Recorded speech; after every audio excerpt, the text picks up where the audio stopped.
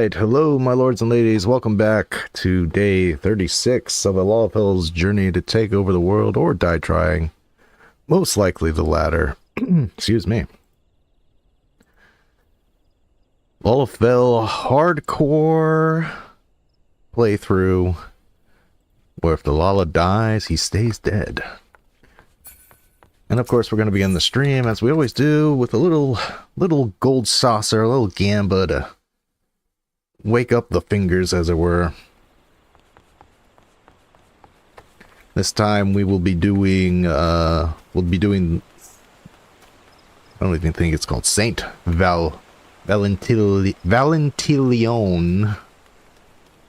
Day. And as you can see, Weaver's at 49 right now. I have a feeling doing a couple quests will send him to 50. So we will get Weaver done. That's pretty much the final Disciple of Hand class that I can do until I get like a Savage A Materia 3 somehow. The most surefire way of getting it is actually through Heaven's Ward treasure dungeons, but I do not think I'll be doing those, so at least we'll get some new glams, some new what do you want to call it? Duds. Some new duds for the Lala. What do we got up here? We have Cliffhanger. Sweet. Easy peasy.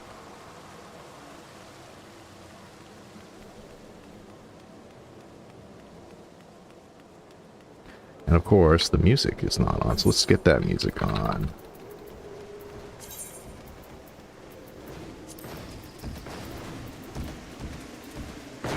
There we go.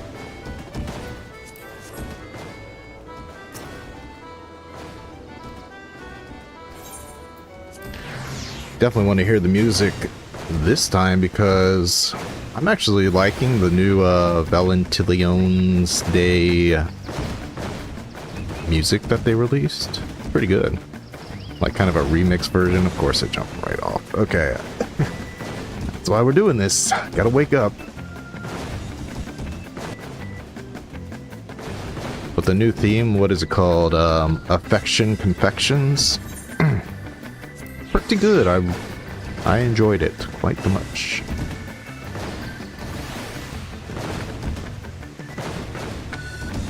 Alright. Let's see if we can get up here without... I knew that was going to happen, but I did it anyway. The easiest fate there is, folks. This is the easiest one.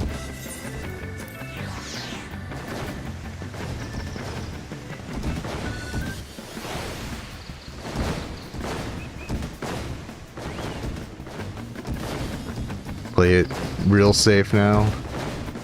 Okay, short jump. Alright. Easiest fate there is. There's no way I'd fall off a third time.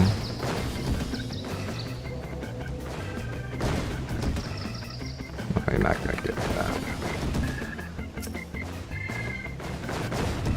See? Alright, let's get a new minion out. Will this be the fabled Hobgoblin? Nope. He's never coming out.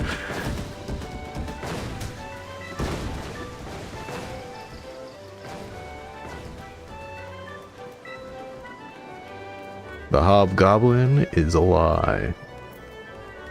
Alright, let's do some well, let's get our minis out of the way.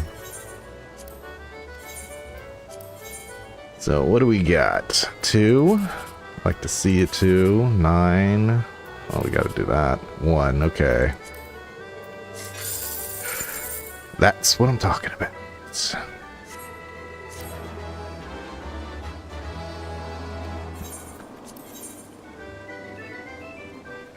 Off to a really good start there. We'll do that. Do I go for second? with the 2 out of 3 combination, or do I try and get first again? I'm going second. Well, joke's on me, neither was good. But that was the better of the 2, so I'll take it.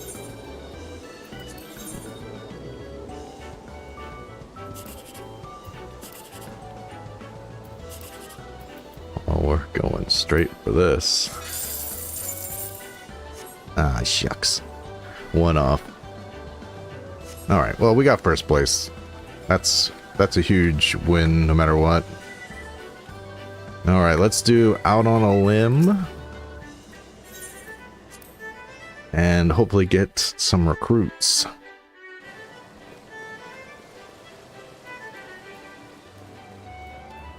Still need 1 more Lala from the Gold Saucer.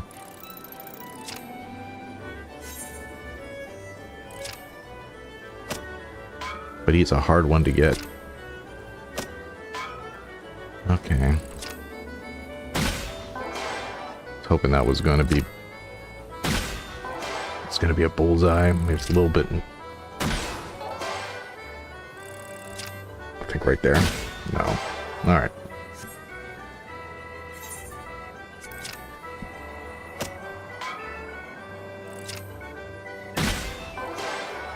Okay.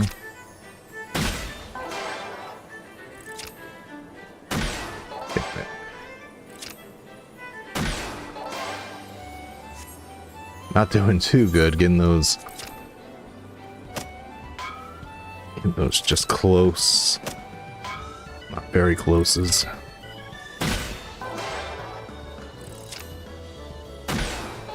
Wow. Okay, this will be... And we got a recruit. From Small Things. So, we have to go check that recruit out immediately, because I'll say it once and I'll say it again. You didn't know. Yeah, you can only have 1 recruit per source waiting to be questioned.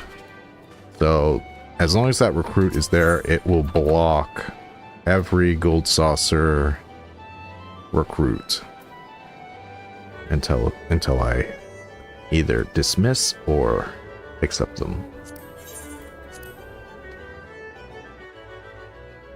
So we must check before we do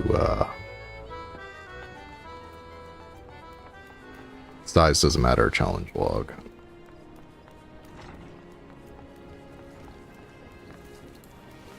Or is it from Small Things? I think I just did from Small Things, yes? I always get those two mixed up.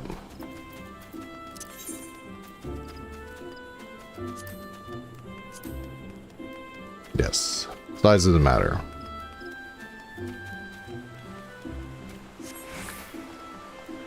What an appropriate challenge for a Lalafell.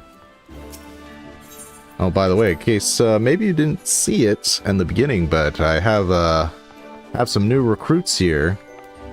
We actually got I got this one off stream, a new Lala Sasashu. He's my Lancer. And I got Cridell. This is just a rare pull for an NPC from the Gold Saucer. I figure why not? Let's just have her here until Lala replaces her. Hey, Rochelle. Nice to see you. No Lala. So I've got... How many? 8. You get 8 recruits? So I have 7 out of 8 Lalafells in my recruitment. And even then, after that, I'm gonna have to get rid of some Lalafells for the Lalafells I want.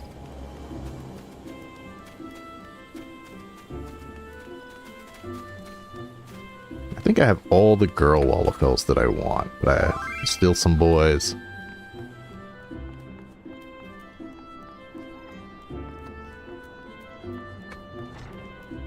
man. Pay no attention to that. Tell this a random person wanting wanting to know if my real name is Will. Because my name is Willow.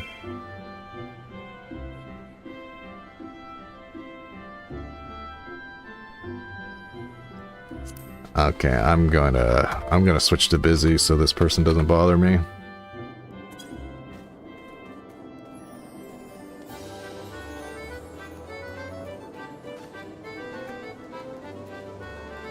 Didn't really think I'd have to deal with that, but you know, it is an online game. You will get random people messaging you, but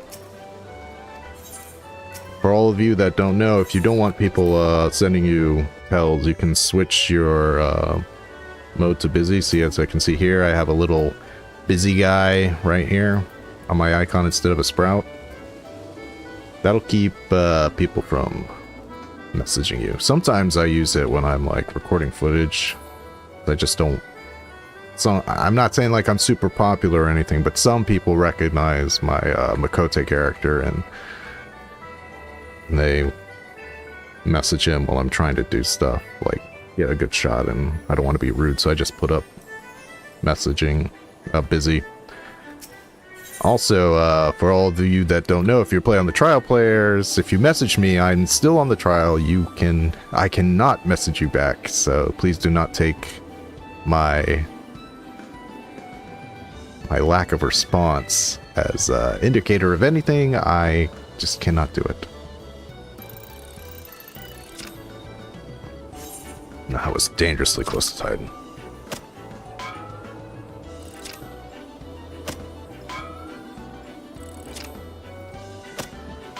It's in between, okay. I was hoping that would be a bullseye. It's probably a little bit below it. My god, it's probably... How is that sometimes was very close and sometimes was close? Okay, we're just gonna jam. Got lucky that time.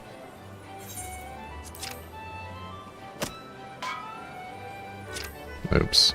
Of course, that's the one time. Okay.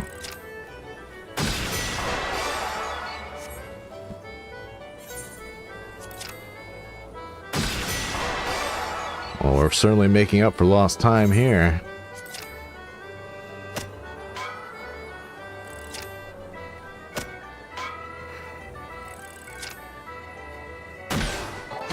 Love that. Can I get this in 7 seconds? Play it cool. Play it cool. Okay. Okay, one more for size doesn't matter. No, we're not doing that. Nope. Yeah, this is super easy one. If I didn't get... I would just get Cactar. Okay, we're gonna jam. See, it's like...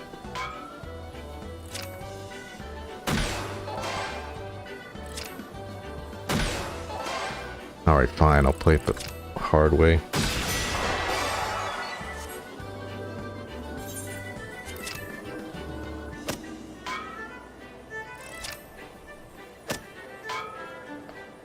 Come on, at the end? No. Get it when it gets there. Okay. Still a little bit lower than that.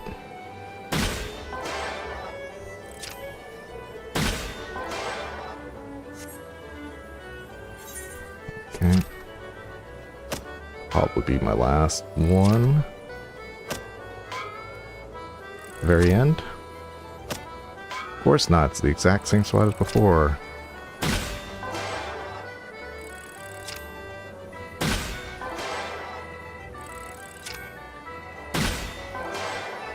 Jeez, I'm really cutting it close. Nope. We got a new recruit. Getting lucky. Kinda lucky, anyway. Be really lucky if I get my snowman.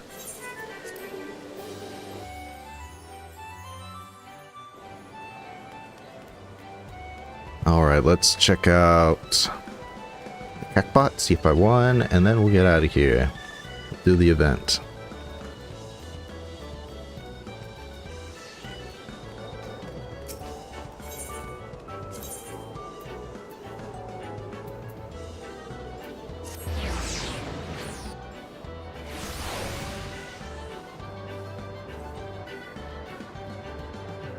Alright.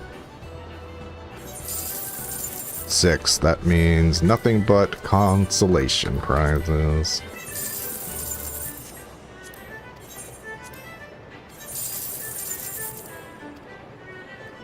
Alright, let's get our lucky numbers in. 1, 4, 1, 4.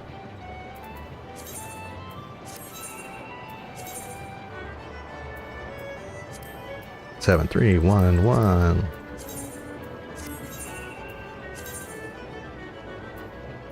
Three, 1, 1, 1. All right.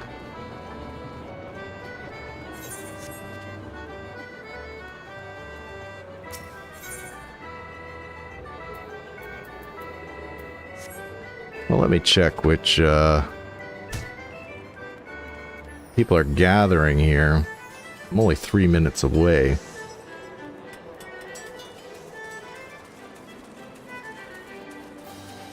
Is it Slices right?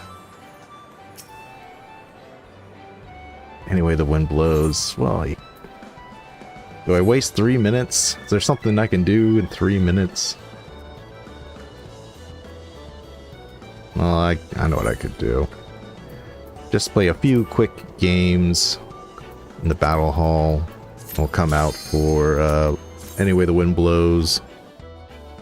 Do the Lala strut. Who should I face? Let's do the Lordling. And now you get to see my new and improved Lalafell themed deck.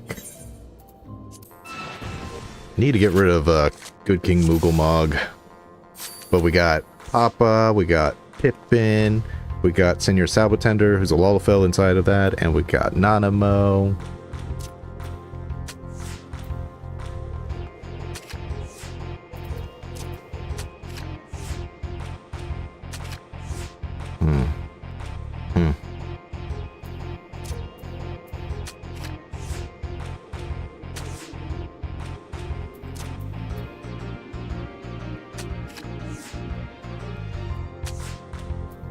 Don't even look at the rules. There are no rules.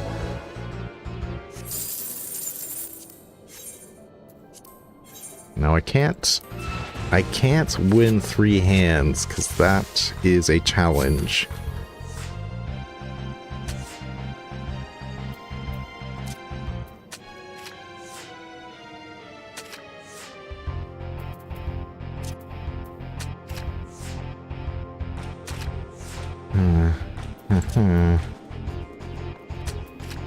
Sweet.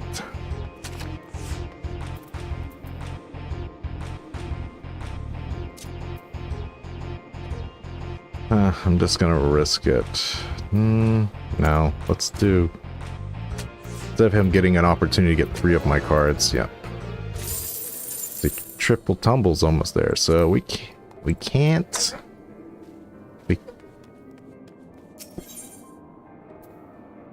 Hold on 1 second, folks. Something in real life real quick.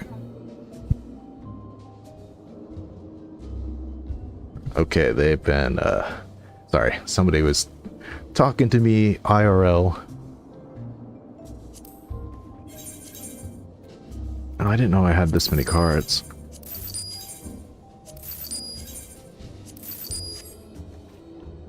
Alright. Let's get out of here. Do Anyway the Wind Blows.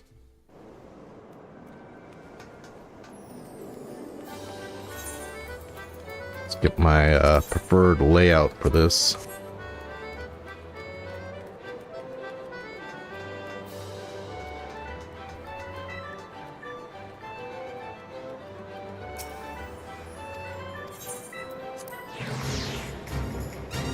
And let the strutting commence.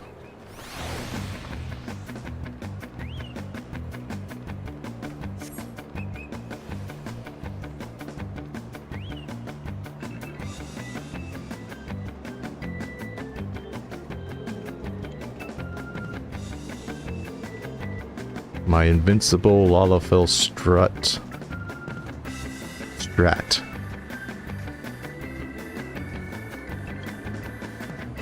Yes, I have glamour unlocked. And the good thing about, I could put it on a plate, and I don't even need glamour prisms for it, because I can just put it in my, my armoire. So we'll get a little sweater on him. That'll probably be my next thumbnail too, is him all decked out in the cozy gear.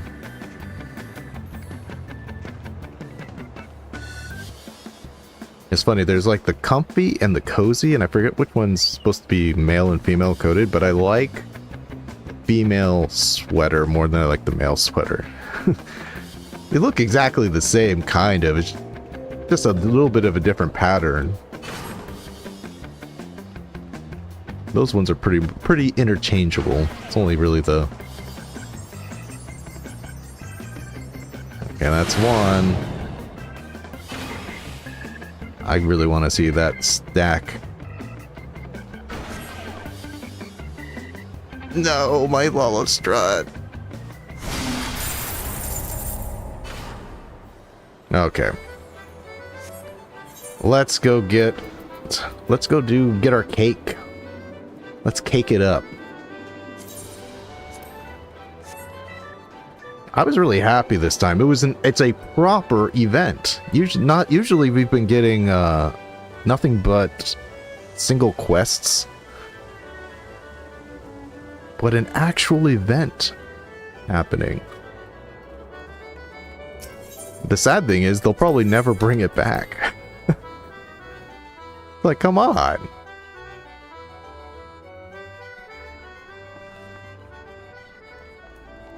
They should allow previous event, like, instances.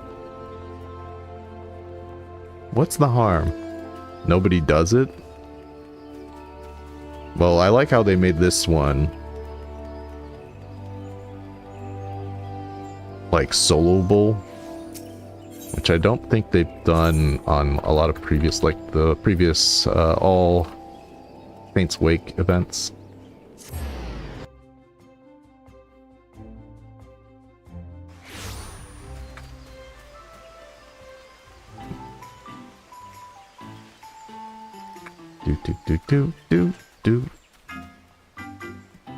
So this is Willow's first Valentione's Day event, so they're gonna talk to him like he's a stranger. Whatever shall we do? Astrid. The icing on the cake. Astrid's Valentione's Day plans have gone awry.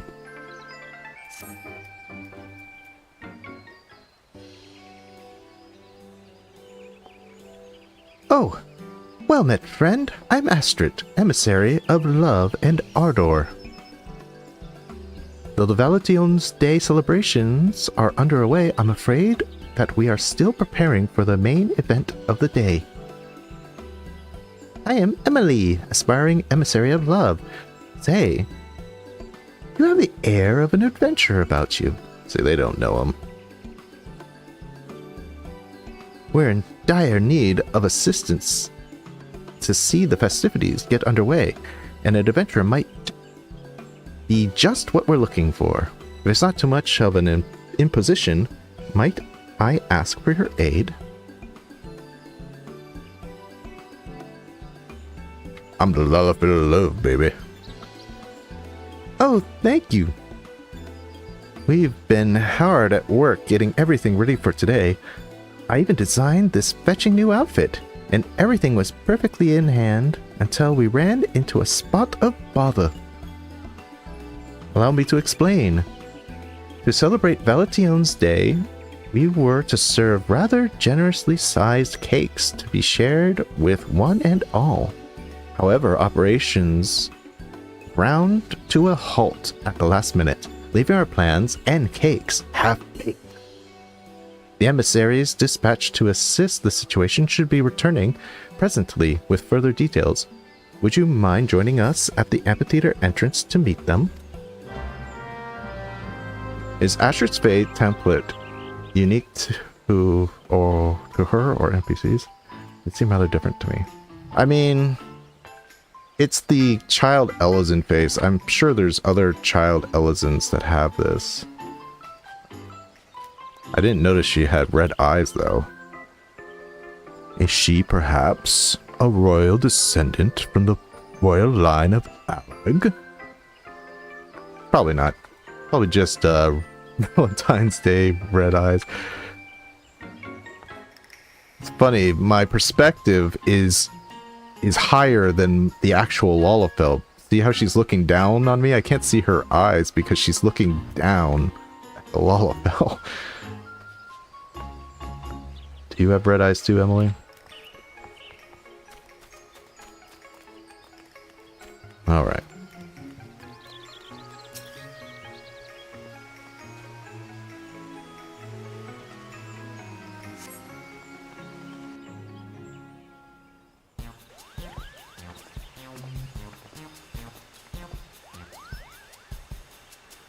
Oh, it's Bakery Bedlam in there, Kupo. Those pesky mammoths should be creating confectionaries brimming with ardor and affection, but instead they insist on being a nuisance and an obstruction. It was all too much for us to handle alone. Yes, Rochelle, she's supposed to be a kid Elizin. She's like, I think she's supposed to be... Is she not the little sister of Lisette, the former emissary? I'm not sure. But I think she's from the same house. The De Valentilione. I think Astrid is a Valentilione. Maybe not. Maybe she's just a servant. I forget.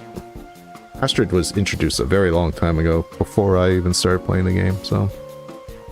As I suspected, this may best left to someone more skilled in the art of physical altercations. This is Cup, our Moogle emissary of love who labors tirelessly to deliver missives of ardor and affection to love-lorn souls the realm over. He's been instrumental in the celebrations of many a Valentine's Day. How could I turn down a request for aid after hearing the plan for such lavish deliveries of love, Kupo?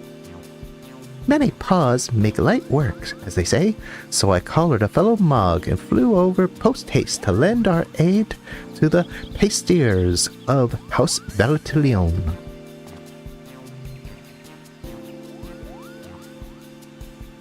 These deliveries of love are nothing less than the cakes in question. Valentione's Day is a time to foster affection for one another. And how better to do so than by sharing a sweet treat.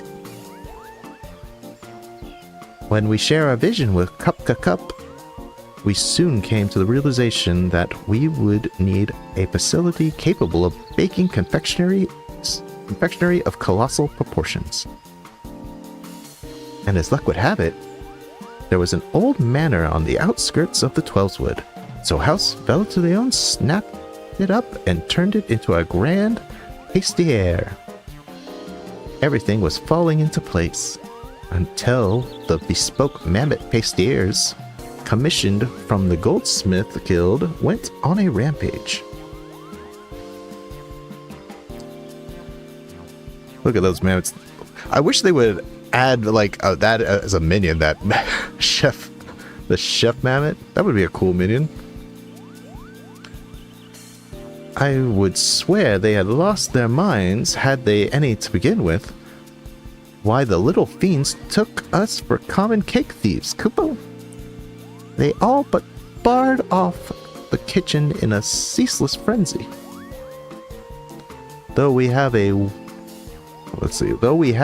whistle to stop the mammoths in emergencies, they were upon us before my lungs could fill with enough puff. I fear the situation may be beyond my power, Kupo. Even with the mammoths behaving so, we cannot recklessly destroy such custom clockwork pieces, which means...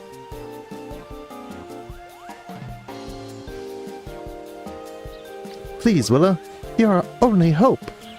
Will you dodge the malfunctioning mammoths, decorate the cakes, and save Valentine's Day? For the sake of those eagerly awaiting the festival, I beg you. Huh, I gotta... Oh no, there's no third. Well, if you insist. The whistle emote? Yeah, that's... I was thinking about that too. Like, it would be nice to have that horn. It's such a shame that they, like, made that horn just for this event, and they'll probably never use it again. Again, Square Enix putting a lot of effort into things that they don't give the players. You two no doubt have matters to attend to here, so allow me to accompany our brave adventurer friend and provide what support I can, Kupo. Thank you. I'm sure that together, we will soon have matters in hand.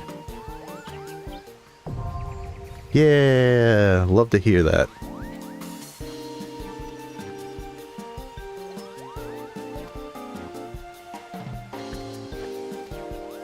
Well, we'll try with a light party.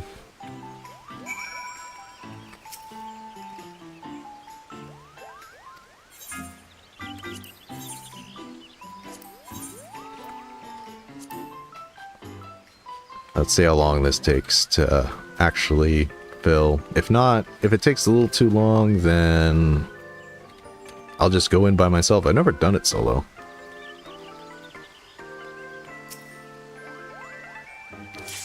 Well, there we go. Allow me to express my thanks for your assistance too. I am most eager to deliver a freshly baked slice to a dear friend of mine, Kupo. Alright, let's do this. Now we get to hear Affections Confections.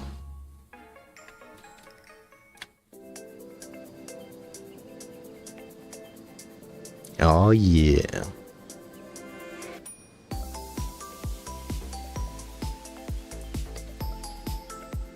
And look how many assets they added to this. It's really nice. But again, how much do player housing get?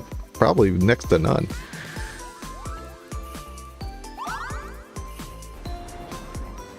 They should at least add it as an option for every Valentine's Day after this. Okay.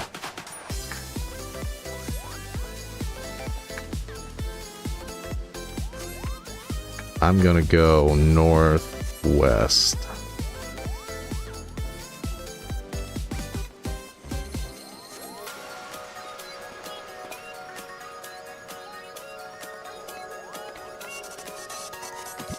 Where's the fourth person? Over there? Oh, they're gonna head that way. Okay. I don't think that's the smartest way of doing things, but maybe they know something I don't. God, that guy already got it. I feel sabotage here. Okay, we just need 4 of each.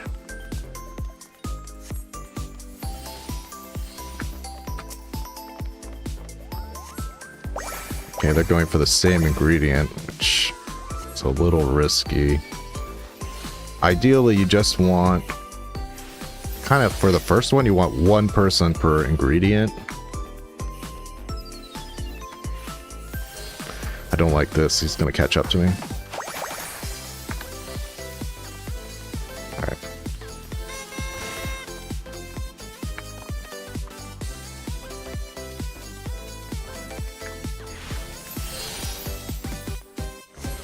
People are running around with... Okay, so that should be the 3rd Roland Berry, and I've got the 4th.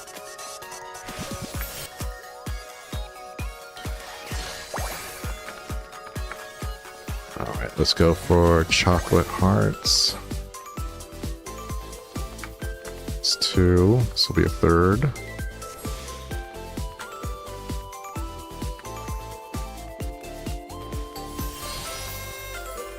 Missed it.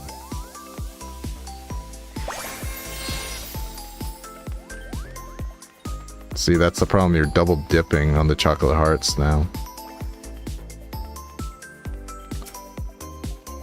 What else do we need? We need...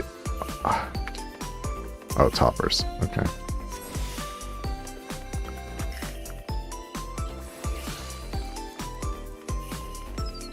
Okay, that should be it.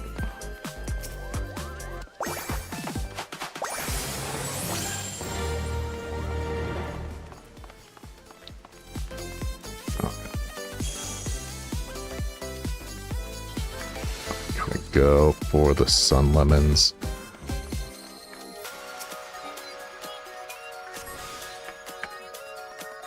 Maybe 2.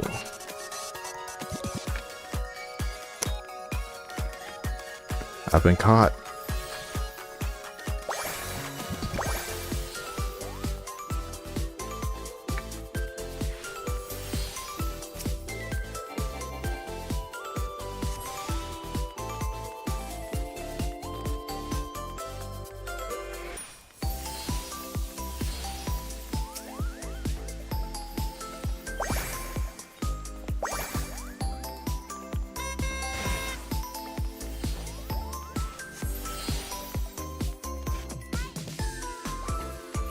Ranch berries.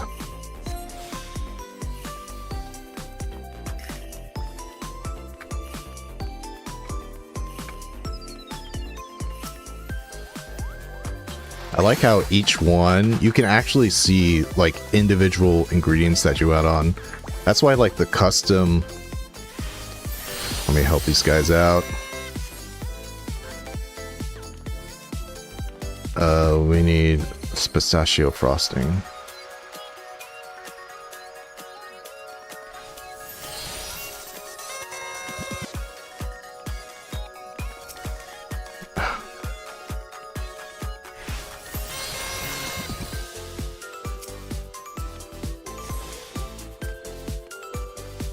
But when you do like the custom cake at the very end, like you can see each individual ingredient that you add as you add it.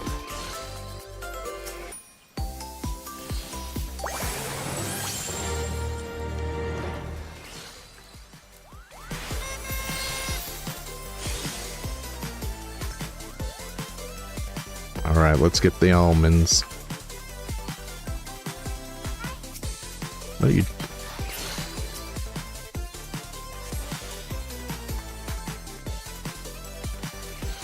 How many almonds too? But you can see little almonds added. Like, a lot of good detail into this event. Oh.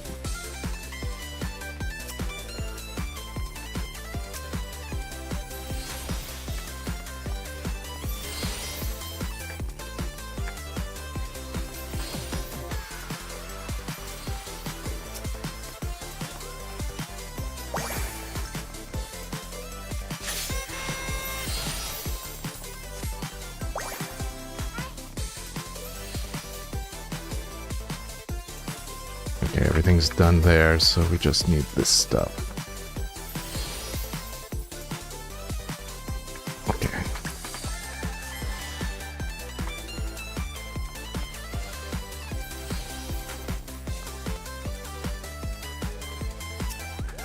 I like the Lalafell running animation.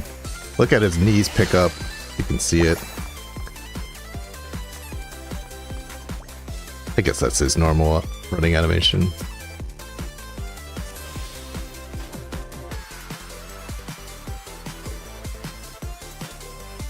I'm a-comin'. We need the Moogles. 2 more cakes to get magnificent.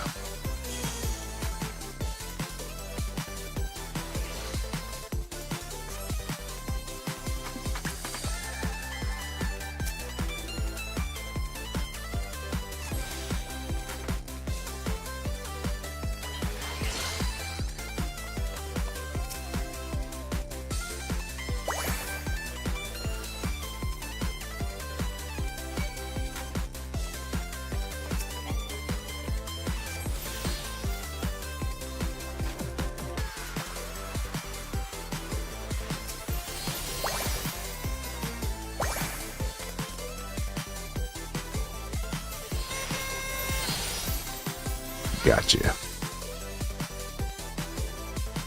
Lemon frosting.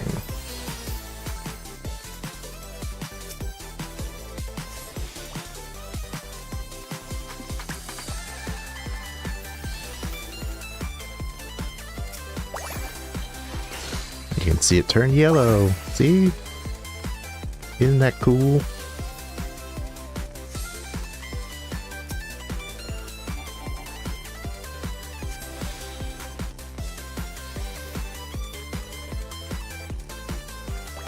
Oh, he's gonna see me. Oh.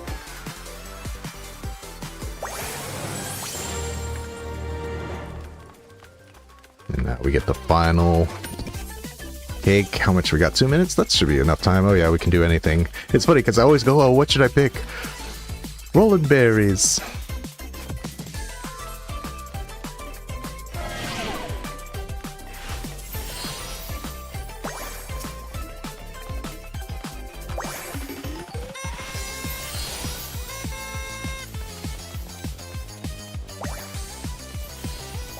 Ranch berries.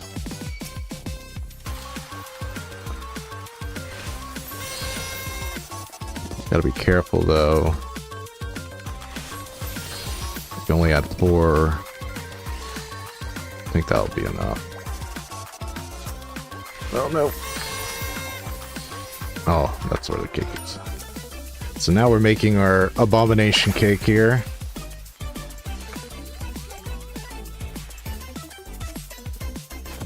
Whipped cream frosting.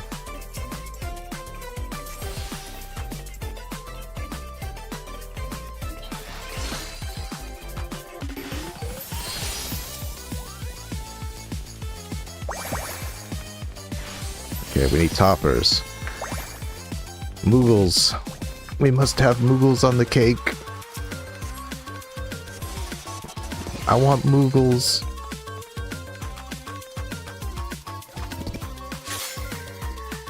Oh, we got this.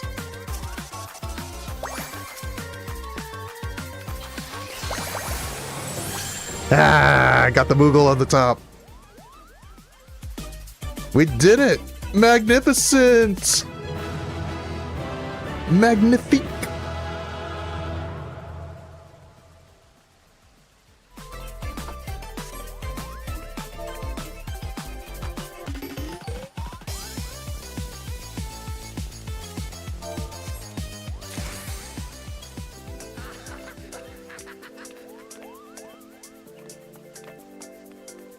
And I recommend people, if you want to take the time, this is G-pose here while you can. You can even get the, oh, yeah, if you leave your last action to be this, you can actually take a picture with the horn animation. It lets you do it. So if you want to use that horn animation in a G-pose, do it while you can. Just make sure that's the last thing you do. Oh, and also you can do player commendations. Don't forget to do that. But I didn't do it. My bad. So I will definitely have enough chocolate pieces to get everything I need. What do you guys say, Coop the Coop? Thanks again for your aid, Koopo. What an honor it is to deliver such a grand missive and ardor of ardor and affection in all its sugar-frosted glory. The usual missives, incidentally, have been entrusted to a reliable apprentice of mine. I'm sure deliveries are underway as we speak. Koopo? Welcome back. I hear it was a resounding success. I must offer my thanks again, Willow. I've never seen such charming confectionery.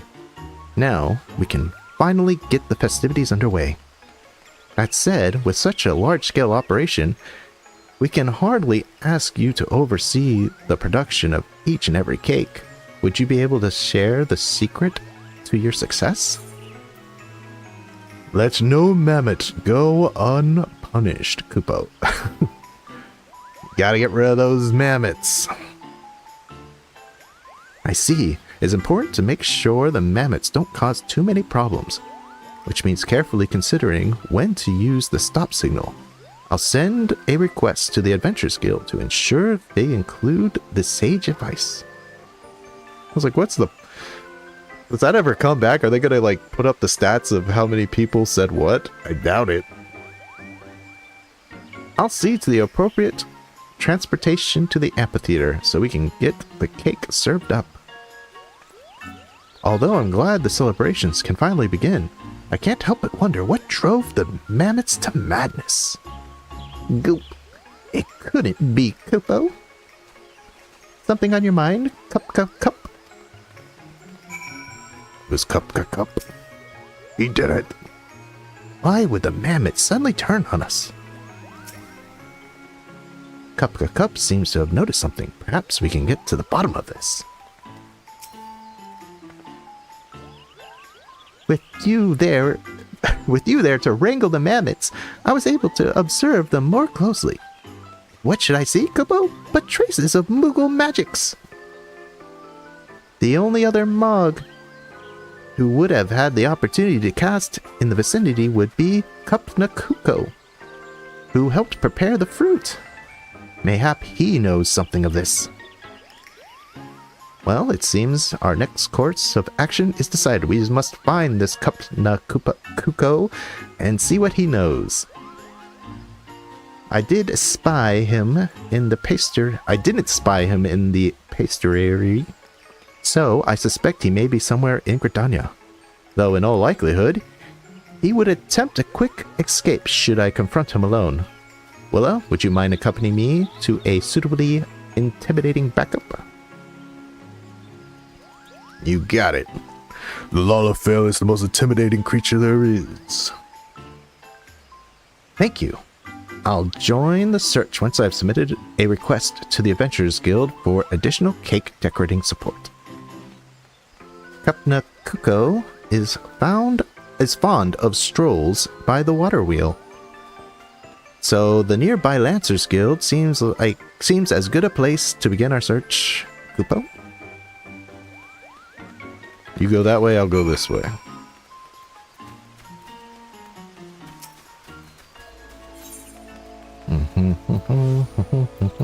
Lancers.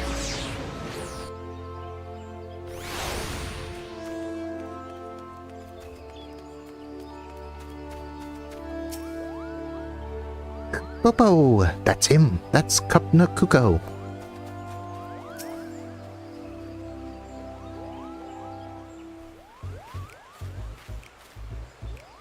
Kupopopo! Oh, I can picture it now. Dozens upon dozens of cakes being presented to the adoring public. For the mammoths will be hard at work by now. Yes, everything moves according to my master plan. All these confectionery delights will appear with neither man nor Mog raising a paw. The commotion has been rather greater than expected, but surely 'tis not but boisterous enthusiasm. Kupnakuko, I believe we have found the Mog to blame. Come, Willa, together we shall deliver justice. I'm gonna tear off your palm. Come quietly, or your palm.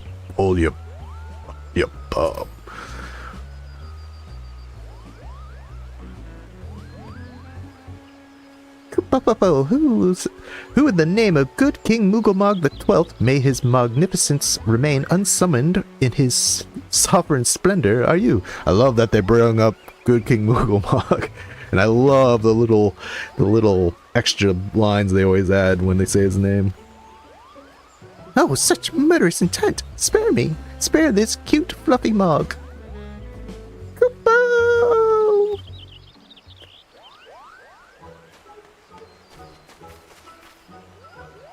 Ah, Astrid. Not only did Kupnakuko know something of the matter, it turns out he's the very maker of the mischief. What? But you said he helped you prepare the fruit. Whatever could he have hoped to achieve by causing the mammoths to malfunction? Malfunction? Great Kupo nuts!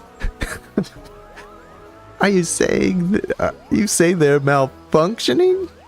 Oh no, I had such fun helping with the cakes that I returned to the pastry. After delivering the fruit, But Kapnakuka was nowhere to be found, attending to another of his many duties, I suspect. Then it struck me, Kupo. If everyone was so busy, wouldn't it be better if the mammoths could make the cakes all by themselves? And so I cast a little Moogle magic, which then caused the mammoths to malfunction. Kapnakuko, you must undo whatever spell you've woven, Kupo. Well, it may have been fairly easy to cast, but it's not so easily undone. Any attempt to dispel is liable to end in exploding mammoths. That would be far too dangerous for the mammoths, and perhaps more importantly, the cake. For now, we have a team of eager adventurers helping decorate cakes. And we've ascertained that there was no intentional sabotage. Oh, what a fine mess you've made. Why didn't you think to ask anyone else before deciding on this plan? I'm sorry. I didn't mean to cause problems. I just wanted everyone to have as much cake as their hearts desired, Kupo. Well, as an emissary of love, I'm never one to turn away a helping hand. Any ideas you have, you can always bring them to me, especially if they're about cake. Listen well, Kapna. Whether delivering missives or lending aid, you must always see the task through for the intended recipient with love. With love? Even though I'm not an emissary? As long as one puts their heart into it, anyone can spread love and affection. Just look at Willa. Thanks to him, Valentine's Day festivities can go ahead. I think it's past time we went and enjoyed them for ourselves.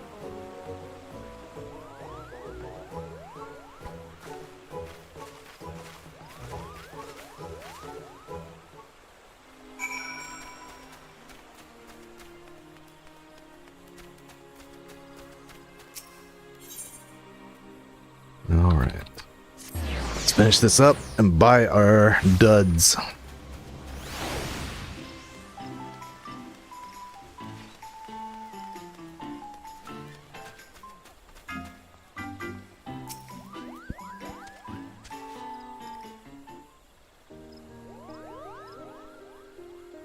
As you can see, the day's main event is well underway, and the cake has been served to one and all. Once again, allow me to thank you for your assistance. The confectionery you contributed is here, in Pride of Place. And thanks to your advice, the adventurers who undertook the request to decorate additional cakes were wildly successful.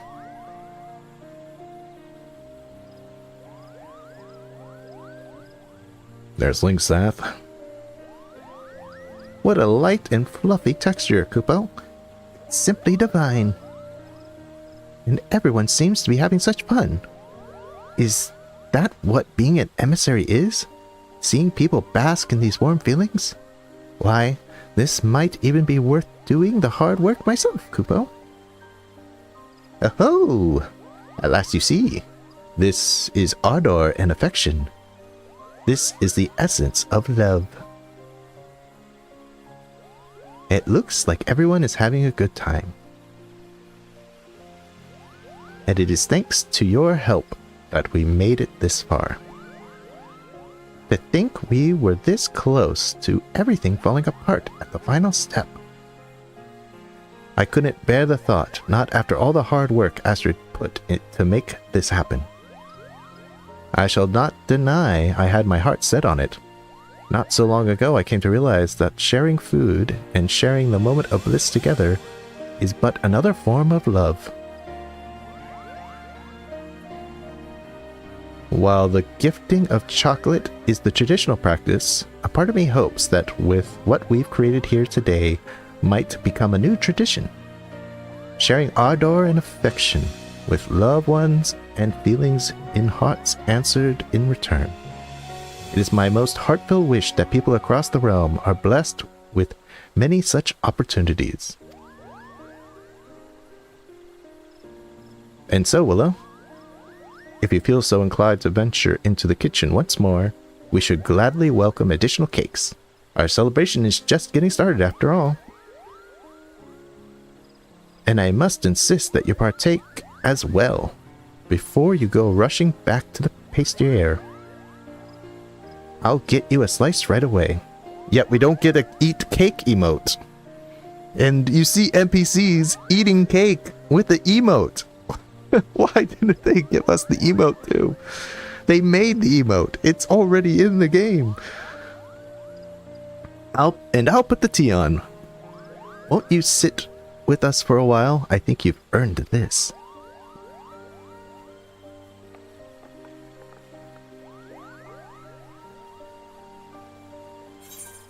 Yeah, we get a cake, which I can't use, but I don't get the eat cake emote. Unless, do you when you eat this at somebody's house, does it do the emote? I wonder.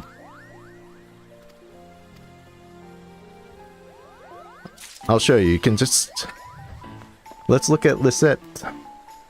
She's eating the cake, and then she eats the cake. And then she nods, and then she'll put her hand to the side and nod, and go back to eating the cake.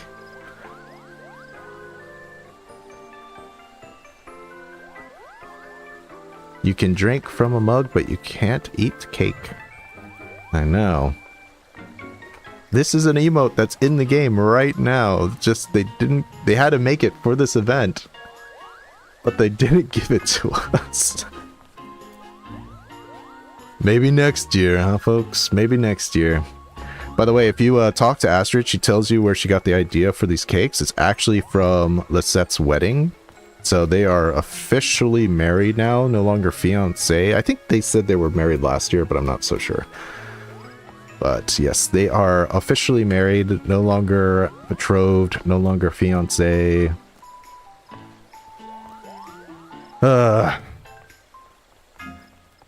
And we have last year's couple, the Rose Botanist and the Ishgardian. Linksath and Serendipity are here, and she's from a previous event, which I don't even remember. And we got the Post-Moogle Barding Chocobo. Turns out, I looked up for this guy, this Chocobo's name, and he explicitly says, what's his name? Puckty Puck here. He specifically says that this Chocobo has no name. He just calls this Chocobo Bird, or my companion, or something. Bird. And people said there's 2 Aura here. Oh, by the way, if you didn't see my things you might have missed video, it's up about the different NPCs you can see. Well, that I can see anyway. And people are saying, I'm pretty sure this was Serena. I even checked down to make sure the tail was the same, and it was, and it's the same facial features and everything. And people are saying that the other Zala that's with Serena is Sadu, but the hair is wrong. I mean, I guess she could have gotten her hair fixed up, but I guess it's Sadu. Who else would it be, right? I'm like, I went around all across, what is that place called? The Azim Steppe. Looking, I went to the Mole Village to like find a Zala that looked like that. I guess it's Sadu. I'd have to check the tail to double check though. If it's a fat tail, then if Sadu has a fat tail, then I'll accept that that's Sadu. But I'm like, why would they change her hair to have a flower in it? Anyway, let's get our stuff.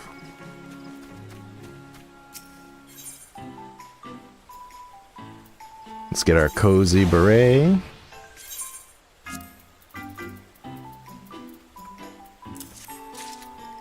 Our cardigan. Our slacks.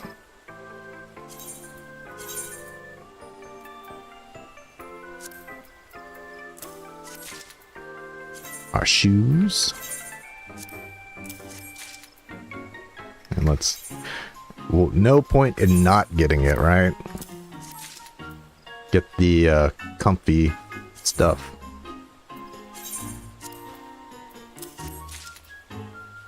Yeah, I'll even get the skirt. I tried the skirt on one of my male characters ago. That could be a kilt. I could see that as a kilt. And let's get the songs. Affection Confections. Flavors of the Heart. Who names these? I wonder, does So can name all of these songs, or does he just let other people name them sometimes, I wonder. And a heartfelt finish.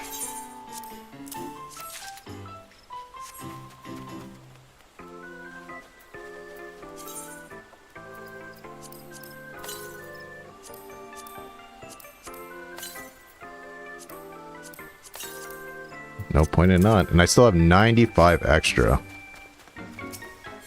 Which I guess you could use for furniture and such. There's some fireworks too. Geez, you can get 95. There's a rug, there's all this stuff. It's funny that Valentione round table isn't the same table that you see in the instance. It's a different table completely. Well, not completely, but you get what I'm saying. Another thing where it's like, why didn't you just add both tables? Why is there a table we can't use? Nah, I'm not gonna use it. I hate trade item menu. Just click, just take out of my inventory, so. Yeah, what I really hate is when you do quests and it switches, like, it'll switch you over to key items, but it'll keep you on key items. It won't ever switch you back to regular. That's what drives me up the wall. It's like, I don't like to use my mouse. Try to use it as little as possible.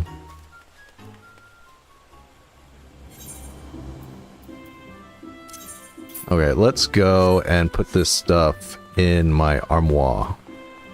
And then I can put it on a glamour plate. And I can wear that around for a little bit.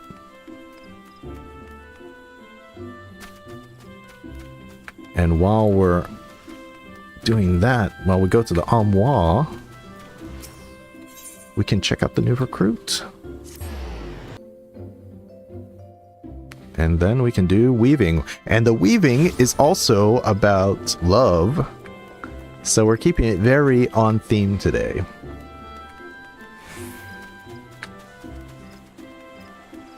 The good thing about weaving, I do not think you need materia for it. You just have to make a lot of things. You have to make a complete outfit.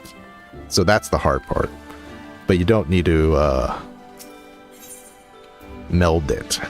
At least I don't think. That'll stink.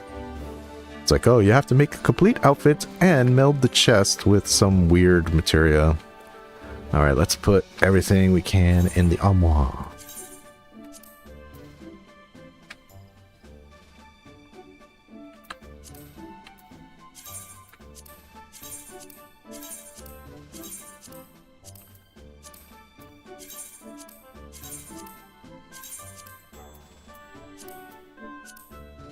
That's everything, yep.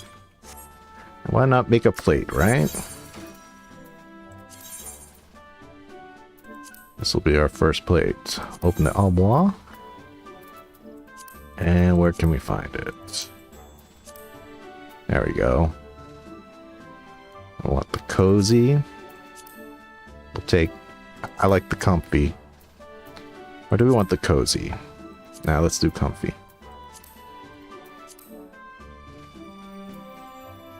Let's do the slacks and do the shoes. I think the shoes got real potential.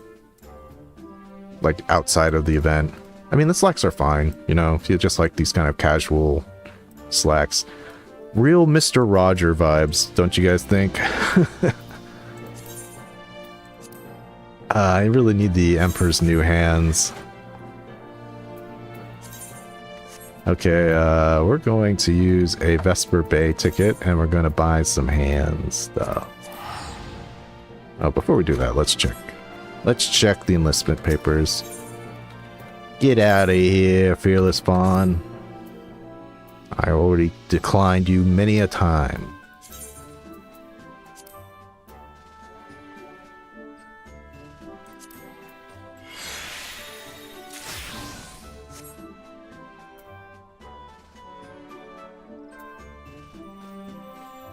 Alright. Now where was I? Vesper Bay. Gotta use these tickets for something. Mini Rogers, yeah. Mini Rogers, I like that. Won't you be my neighbor?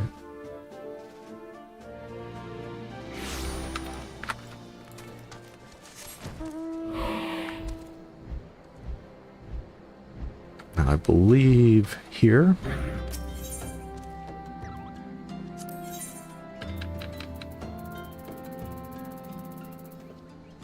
Jeez, this is the old prism, grammar prisms stuff. You see all this? Smithing, armor crafting. God, what a horrible system. So Japanese RPG. You need a specific glamour prism for each and individual type of equipment you use. And there were different grades too. So like if you wanted like a high level like glamour at like level 50, you had to get like a grade 3 prism. You couldn't just use any. Okay, let's see. I think purchase items. Where is the vendor? I thought that was the guy. It was Goblin. No, it's not you. I'll double check. Let's just... Where is the person who sells the Emperor's new...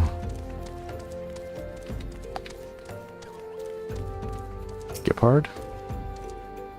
Nope. I thought it was you, Goblin. But you clearly only sold glamour prisms. Do I look it up?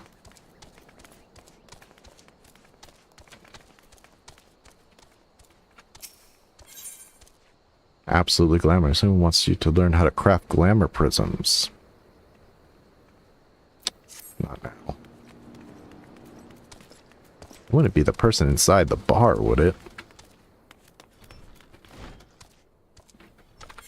I'm gonna look here. Which vendors? We got.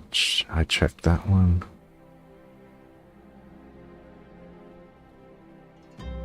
Checked him. Do I need to learn how to make... maybe I have to learn how to make glamour prisms and it'll unlock the shop. It'll unlock more items. Remember that something a thing. Alright. Swerve Grim wants you to learn how to craft glamour prisms. Thanks to yours truly, you have a basic understanding of glamours, yes? I also understand that you're no stranger to crafting this and that by yourself. It so happens these skills can be applied to a singular cause. Would you be interested in helping me bring more glamour into the world? By that, I mean learning to make glamour prisms, either for personal use or to aid the aesthetically underprivileged. I'll explain everything in due course, but there's something you need to prepare beforehand. Bring me some Othardian orange juice in the meantime, would you? Just ask Pulslind the same as last time. Well, staring at me isn't going to get that orange juice poured any quicker. Hurry up, would you? Okay. This is actually a funny line of dialogue, so we'll do this. Swergim's got you running errands then. And she wants Othardian orange juice this time. 12's preserve. Well, here it is. I think she and I need to have a little chat about her tab.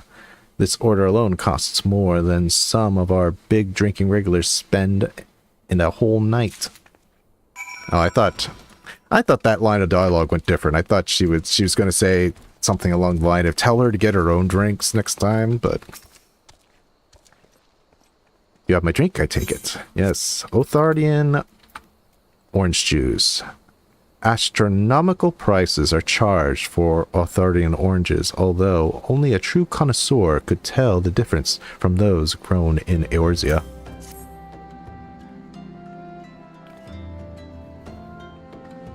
Now that's what I call orange juice. Eastern orange have a bitter kick that truly invigorates the soul.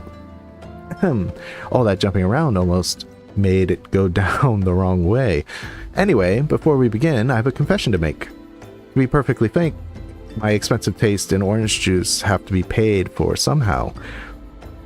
While my intentions are sincere, my reasons for helping you are not entirely altruistic. Pass this letter to Goberin the merchant, and he'll allow you to browse his glamour prism's recipe tomes. If you buy any of them, he'll give me a cut of the profits. You'll have the knowledge you seek, and I'll have the money for orange juice. What can be more piquant? I think it's that time again, folks. We must learn a new word.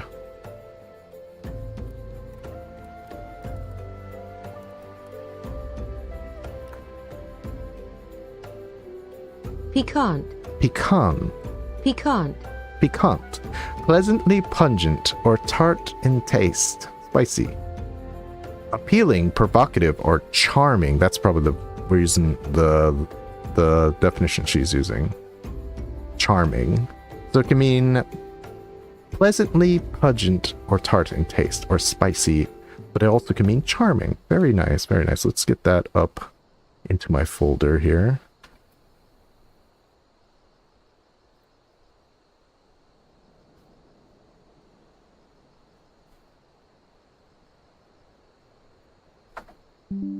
All right, let's save this.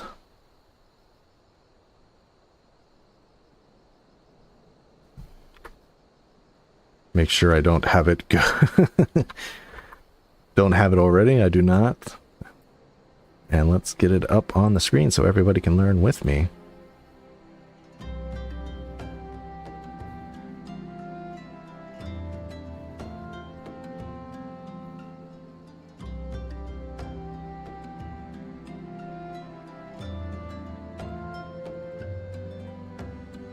There we go.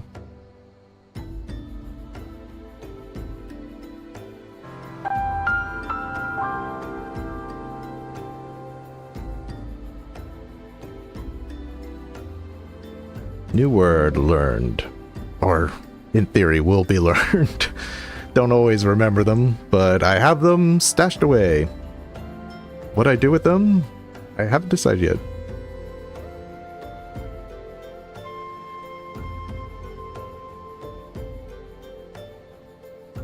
Well, have a good lunch, Rochelle. Alright, let's get back to it. How Paquam. I will also send word to my associates Weisgard in Revenant's Toll. We have similar arrangements. I am sure you'll find his pieces just as fair as Goberin's. You should start with Goberin, though, since the stall is right there. By the pissed pest. What a charming, what a quant name, right? What a quant name. See, we're already using it. Once you've read one of those books, you'll be able to make prisms yourself and share the glory of glamours with the masses.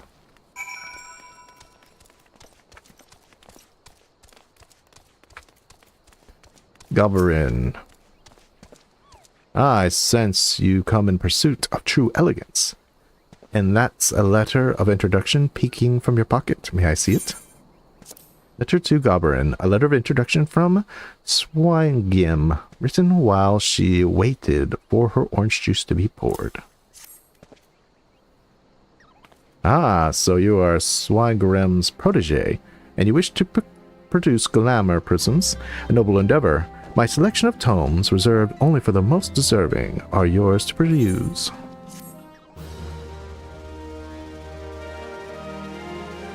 You now purchase master crafting tomes from Goblin as well as Todoroga and Mordona. By using the tomes, you can learn recipes within.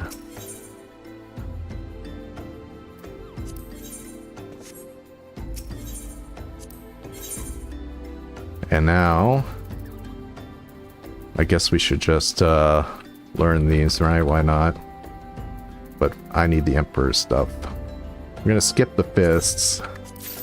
Just start getting this stuff.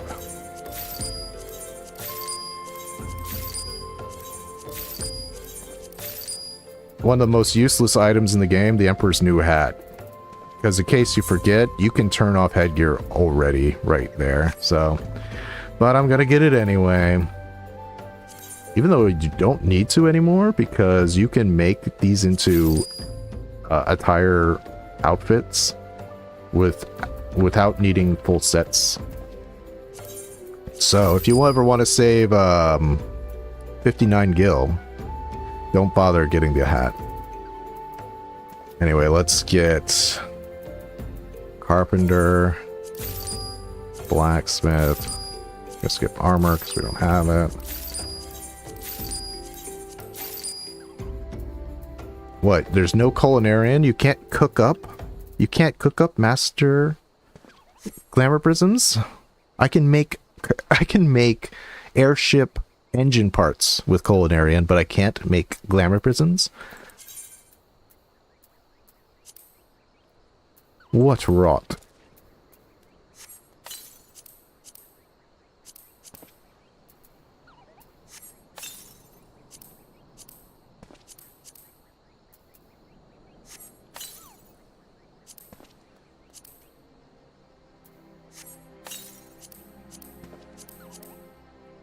I realize I normally don't.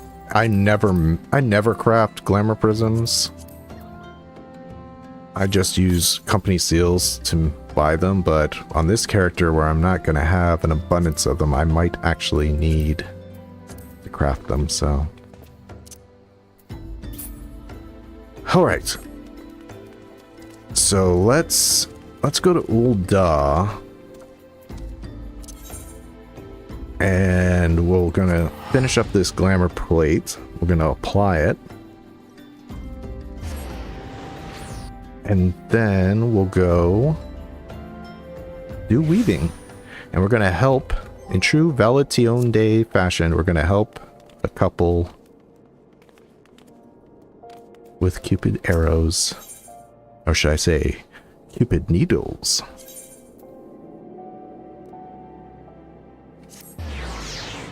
Help the miner get his girl.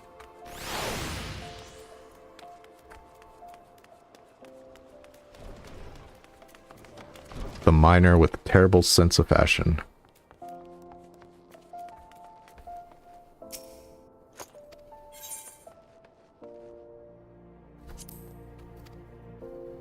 There's something I wish they would allow you to do, is set a default song for these, for your inn. I hate this song because I hear it all the time. Yeah.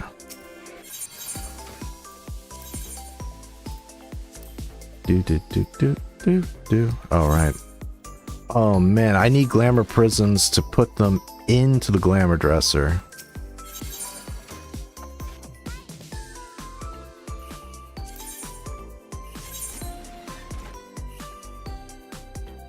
Okay, what do? I go...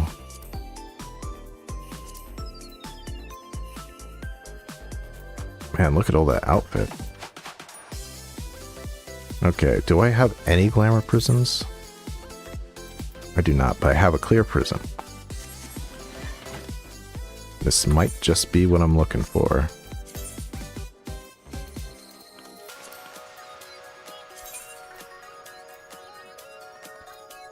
Let's see.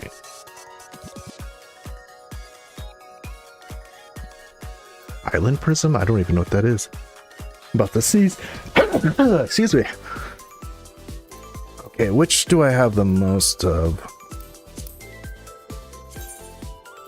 Okay, these. Okay, so we need crystals. I have the most of earth and water. Okay, I don't think there's anything that uses earth and water.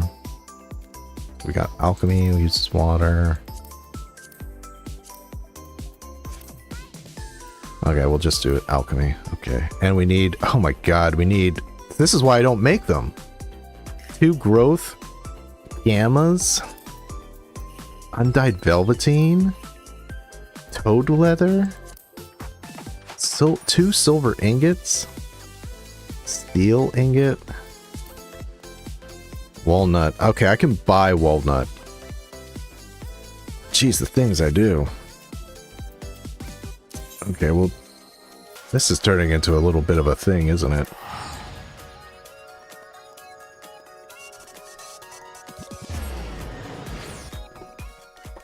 Well, we'll make this anyway. Use my precious, precious crystals that I have very little of. You get to Heaven's War, they're easy enough to get, but... no, they're kind of easy to get here. You just have to know the right place.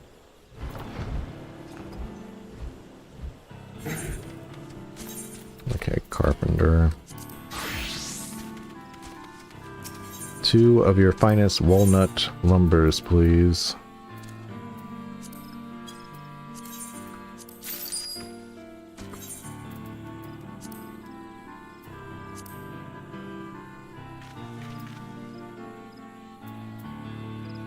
Okay.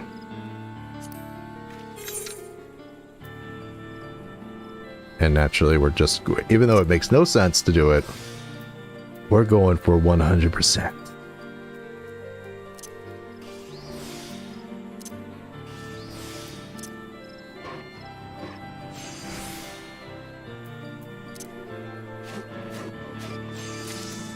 Okay. I think you only need 1 glamour prism to store the complete Emperor's set. I should say the Emperor's new set. So we'll just go to Gridania.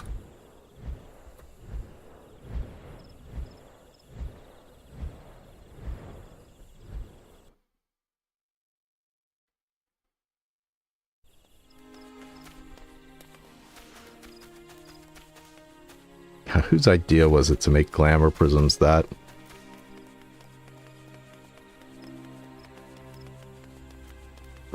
annoying to make?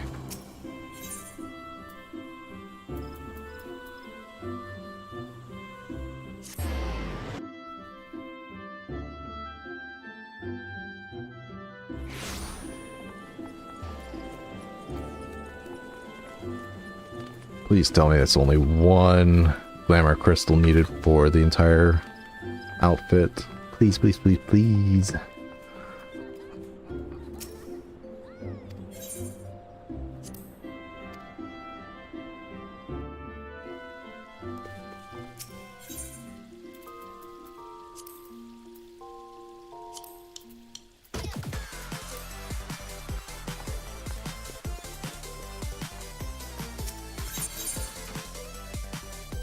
All right.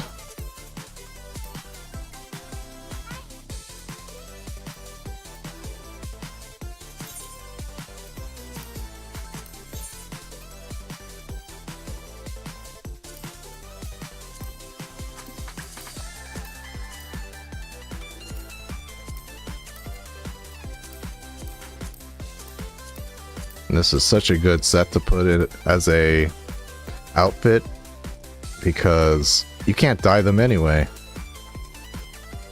I don't have enough glamour crystals. I need 9. Screw this. I'm just gonna put the hands in. That's all I wanted anyway. We'll figure out the other things later.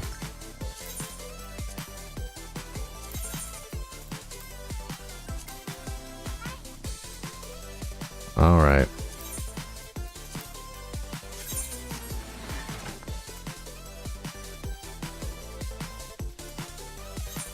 Put on weaving.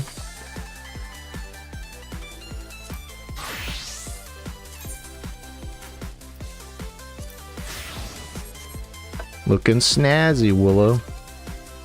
Looking snazzy.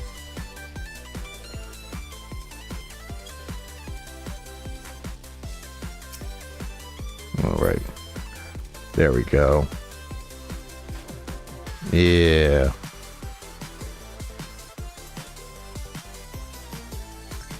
I would dye it, but we're just going to keep it like this for now.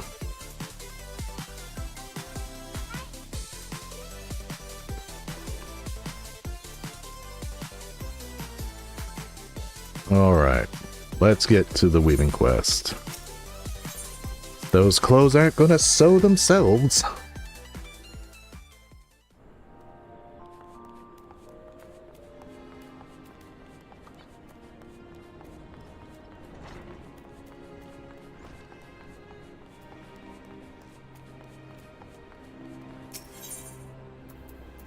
Alright, we'll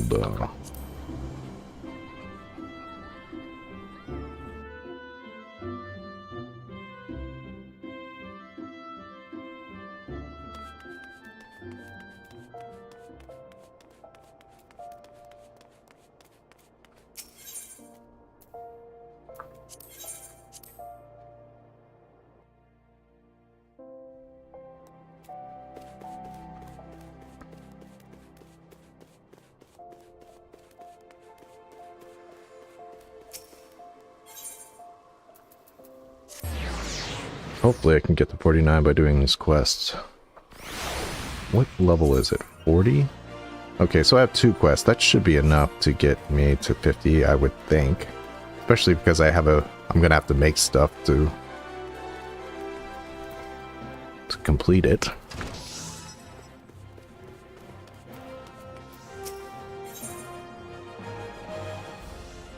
Oldistant Rose has a commission for you as well as a private request. Ah, Willa, good of you to come. We have an opportunity to help that fool of a miner, Wadaruka, but it will require some discretion. The guild has received another commission for Kokomo. That is to say, from her father, most likely. Now, while I obviously expect you to craft her high-quality garnets that meet our exceptionally high standards, there is one more thing I would have you do. When you meet with Kokomo at the Gold Court, I would have you subtly direct the conversation to the topic of Wawaruka. Try to discern what she thinks of the man. So, Wawaruka, you seeing any Lalafells and any miners? I know us Lalafells look like miners, but you know, the profession, not the age range.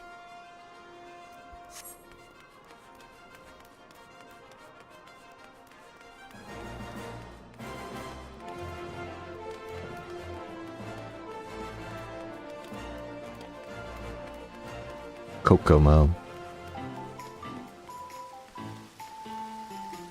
What a perfect setting. This is going to be really good for the cutscene. I think the final cutscene is here too.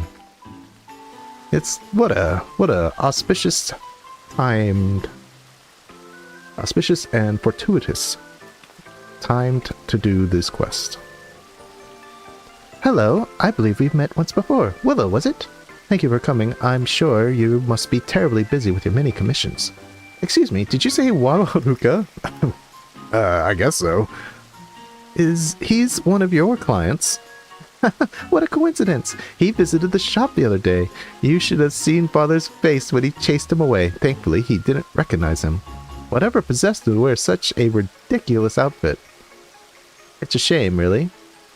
It feels like he hasn't visited in forever. I would have liked to have spoken with him. Yes, the commission. I'm in need of a pair of quality woolen tights. I should meet you at your guild for the fitting, correct? Until we meet again with a...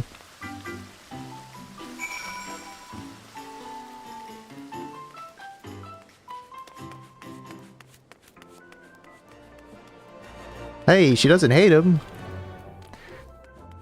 He wanted to talk to him. I'm really bad at picking up when girls are into me, so I don't know. He wanted to talk to him, well, that could mean anything. Kokomo. Isn't there like a song like Kokomo where the like something where the something grows down in Kokomo? Man, I don't know. If you know, you know.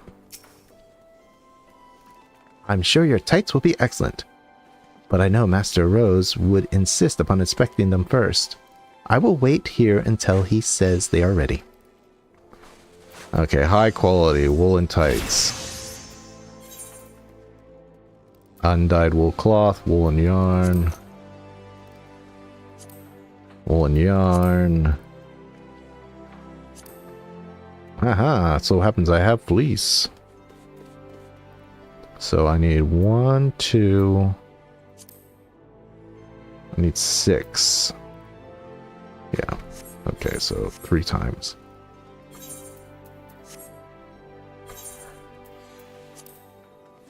Okay, let's go ahead and get this done. Let me check my challenge log. How many do I have left until 5? So it won't be this one.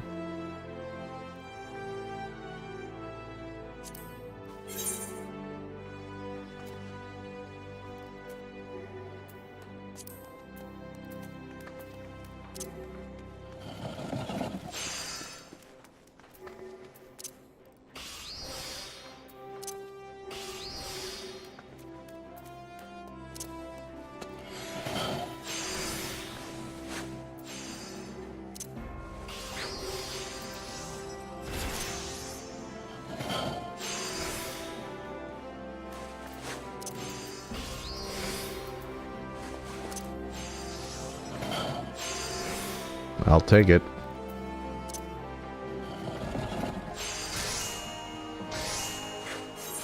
One.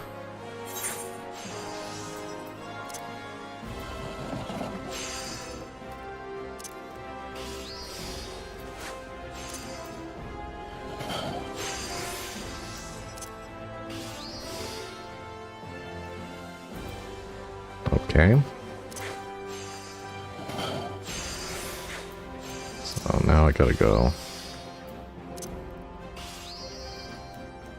Yeah.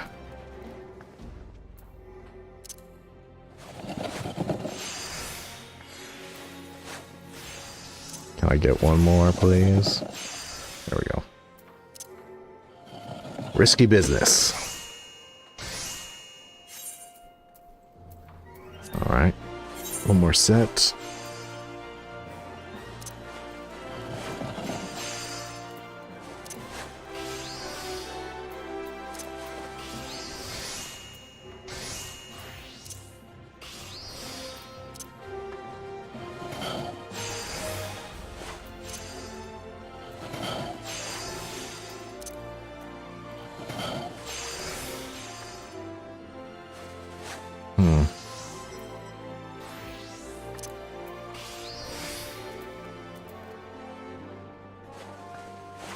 Do one observe. There we go. Excellent.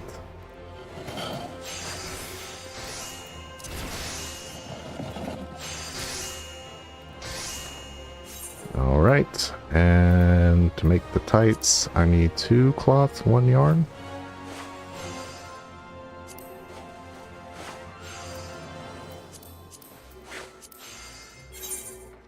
All right.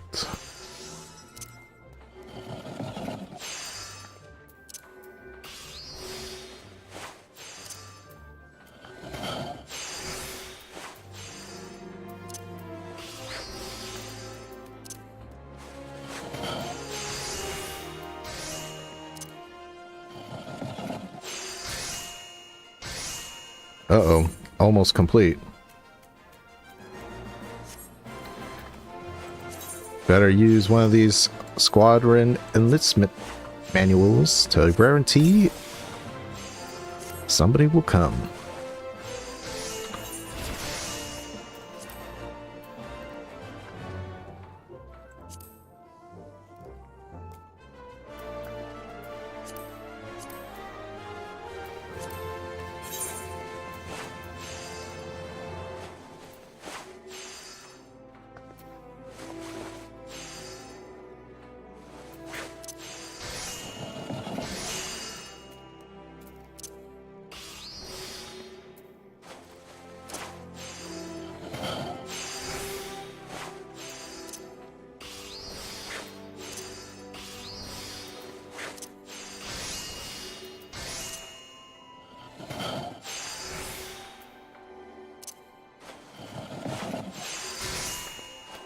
to enlistment.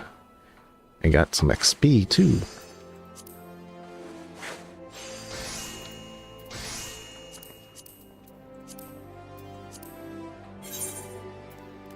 Okay, so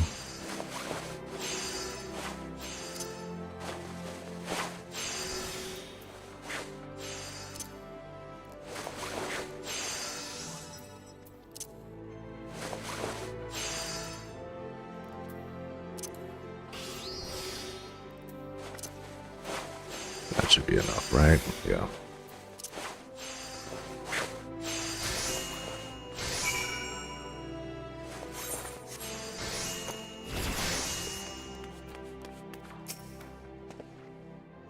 Have you the tights, Willow?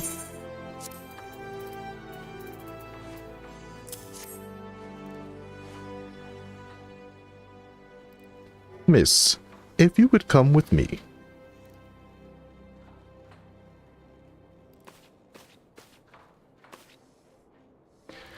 They're so soft and warm. I don't think I've ever worn such comfortable tights. This is just what I needed for all those evening parties Father's makes me attend. The cold was becoming unbearable. I could wear these tights underneath my gowns and Father would never be the wiser.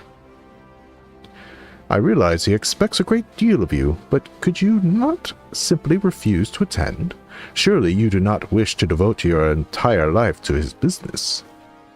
I appreciate your concern, Master Rose, but it is not possible. He's my father. In that case, why not view it as an opportunity? Perhaps some enchanted evening you'll meet a charming young man. Master Rose, don't be absurd. Wataruka would never attend one of these dreadful parties. Oh, forgive me, I had no idea you had already made the acquaintance of one such gentleman. I thank you for the leggings, Willa. I believe I must be going now. As if Father would ever accept him.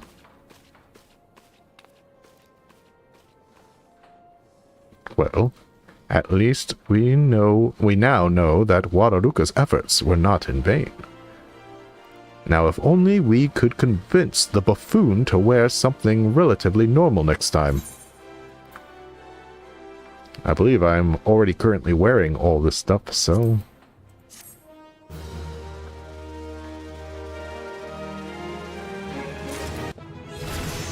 Haha, level 50!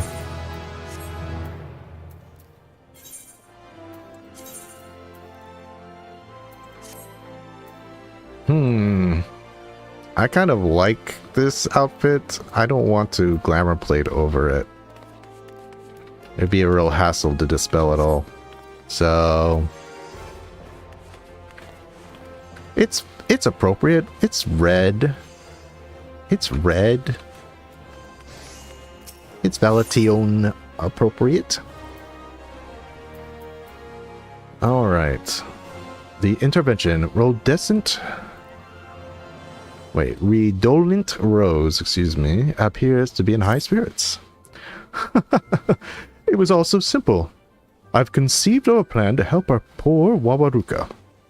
He came to me again with another ridiculous commission, and I was completely at a loss as to how to proceed, but then a stroke of genius. We simply change his order and dress him as we see fit. If we ignore his terrible taste in clothing and give him a stylish outfit, Baba Y will have no cause to chase him away. And he will finally have his chance to speak with Kokomo. And I've just the outfit in mind for the occasion. A beret, gown, and gaskins. All made from the finest wool. I dare say he'll be a man reborn when we've finished. Of course, it isn't necessary that we gain his approval before changing his commission. Wait, of course it is necessary that we gain his approval before changing his commission like this, but I'm confident that he will see the wisdom in my proposal.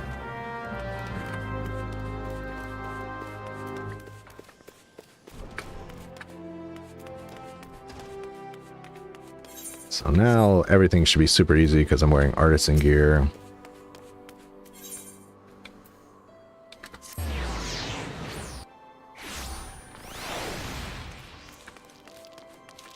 Wabaruka.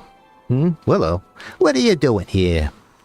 I already told Big Rose what I wanted this time. Oh, he wants to change my order? Well, I suppose that's alright. I know I'm a fool when it comes to fashion and all that. Seems I only make things worse when I try harder too. A wool beret, gown, and gaskins, eh? Yeah, that sounds nice. I'll meet you there, Willa. Okay. Boy, a lot of wool. I do not think I have enough fleece. Definitely not. Undyed linen too. And mithril. Okay, so I need... How much does it take to make a... It takes 2, right?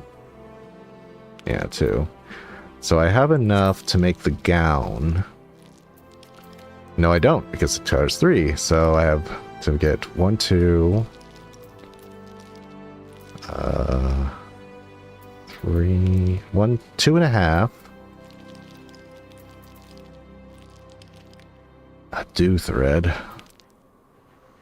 Boy, this is okay. This is gonna take a little bit. 1, 2, 2.5, 3.5. Do I have enough web? No, I don't. I have to get web too. Okay, so 3, 4.5, 4.5. Round up to 5, 10. I need 10 more fleece. I need a palu down and chocolate feather. I can mine the feather. Okay. Well, first things first. We gotta go kill us some sheep.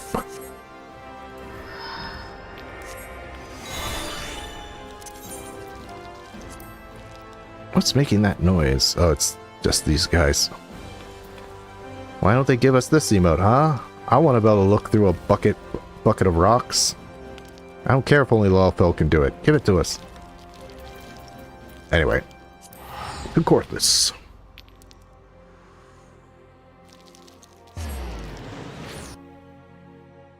Hey, Rochelle, welcome back. It's gonna be... We got quite the commission on our hands here.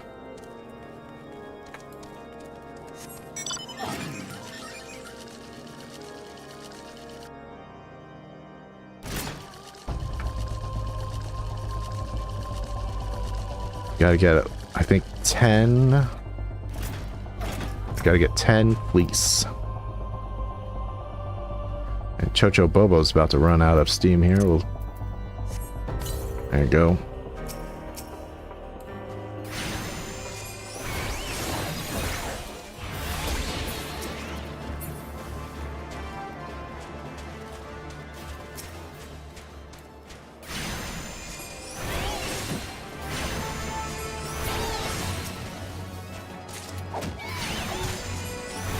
Skin. I don't need lamb skins.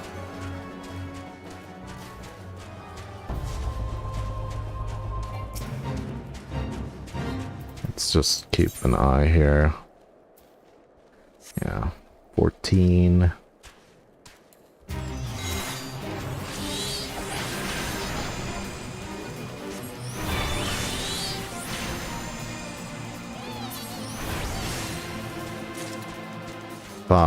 We're halfway there. They do drop a lot at once, if we're lucky. 2, 3 more.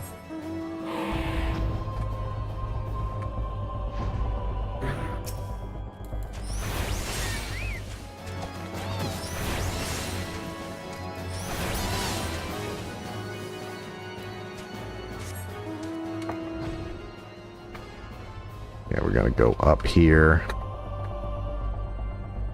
where these guys hang out.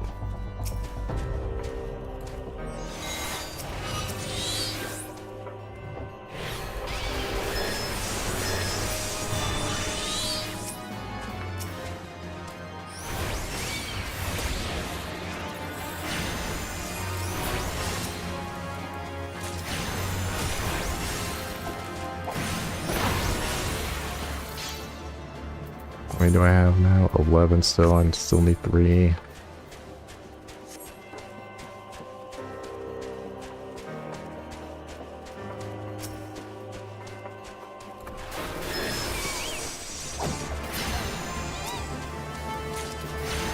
There we go. Okay, so we got enough fleece. Now I need linen, mithril, toad, plus acumen probably, right? Yeah.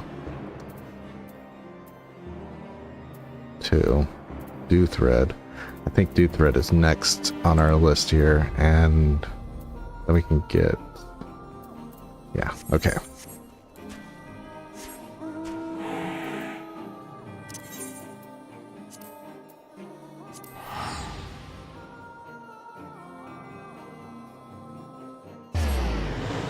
Definitely going to get enough. I'm going to have to check my recruit too, so I can get another crafting recruit by the time this is done. Just need 1 web.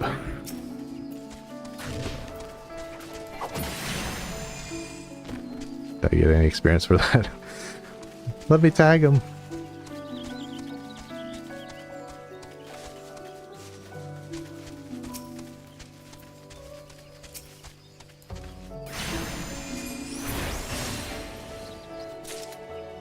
Okay, got the web.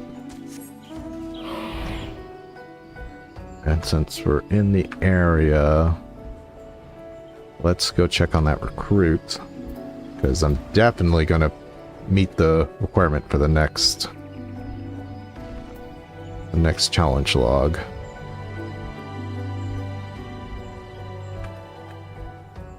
The process of making all this thread and all this cloth. Gotta make the thread to make the cloth to make the gear. Plus the mithril and the toad skins. Like, where should I go for the toad skin? I think I'll go to Mordona.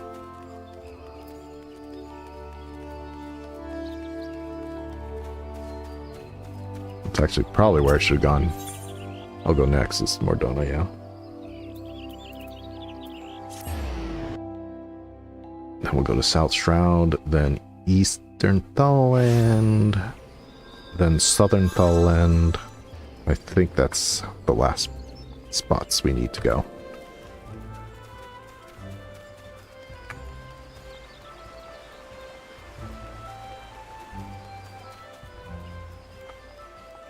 Alright, come on, Lala.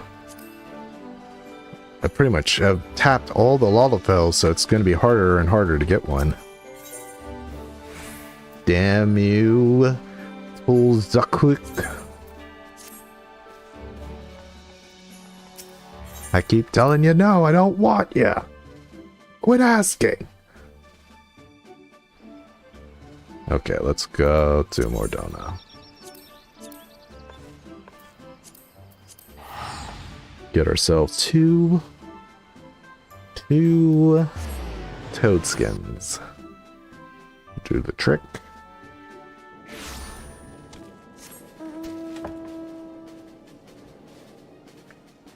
I see you, Outlandish Man. I'm highly considering doing the Crystal Tower next, to be honest. I kind of want to get my glamour gear together.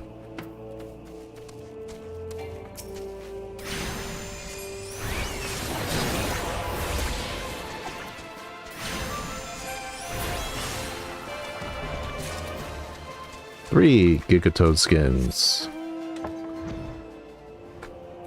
Sweet. Okay, let's go to South Shroud. Let me just make sure that I...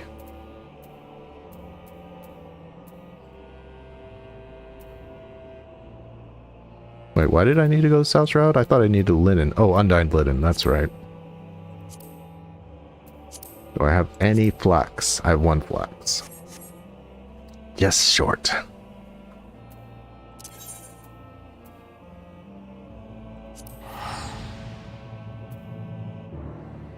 Pretty, huh?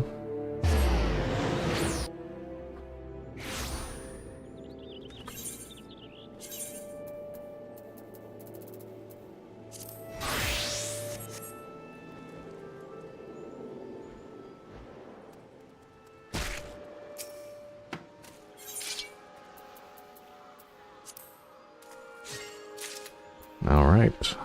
I think that's all we need. So let's get some ice shards while we're here.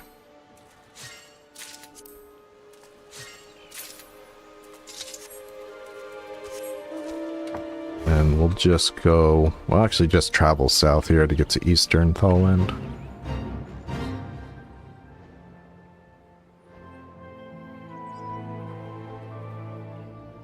This isn't even the level 50 quest. I think I have to make him a full outfit of Velveteen.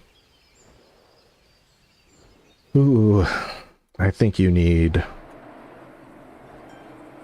I'm gonna need Natron for that.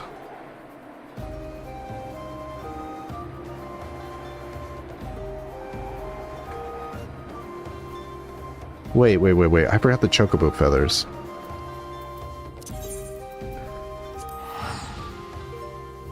I forgot the chocobo feather for the hat.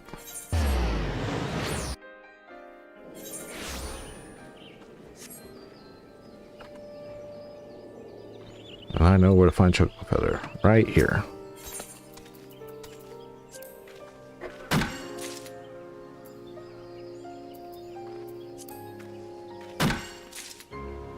I see a large chocobo sorts.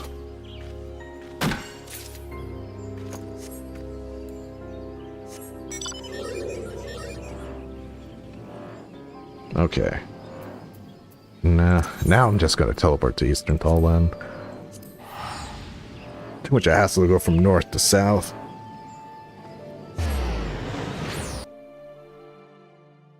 Two Acumens.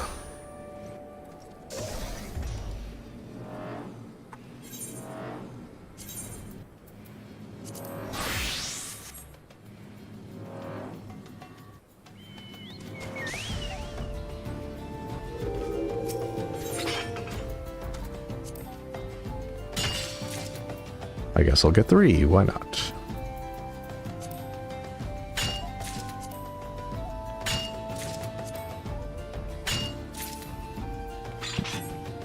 Alright. Now we go to Southern Thailand. Get our mithril. I think we only need 3 ores to make an ingot. That's usually how it goes.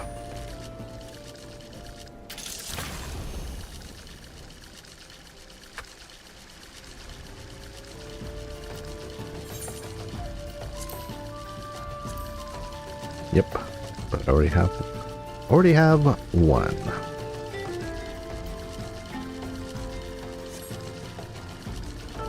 It's funny how blacksmithing and armor smithing can make mithril ingots, but you don't need to be as high level to make it as a goldsmith.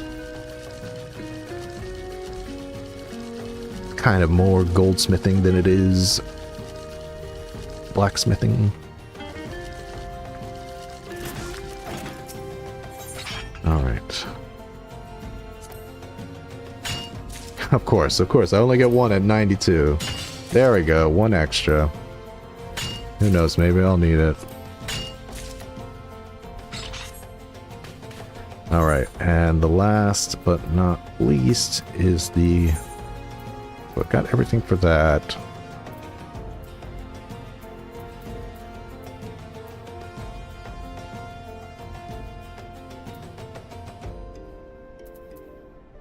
Okay. Got the dew thread, got the... Want to make sure it's Giga Toadskins. Yep, okay, got that. Just need the Upkalu Downs. Means we have to go to Costa del Sol.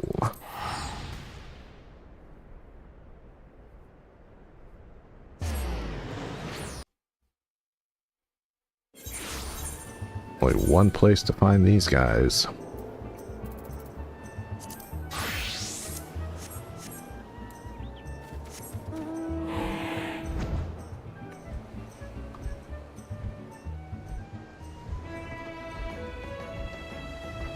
No cancer here yet.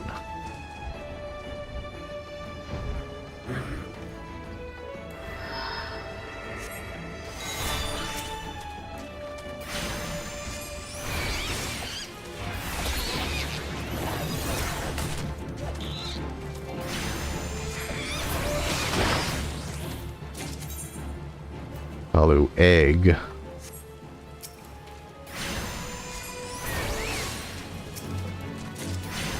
Hello, egg. I need your feathers.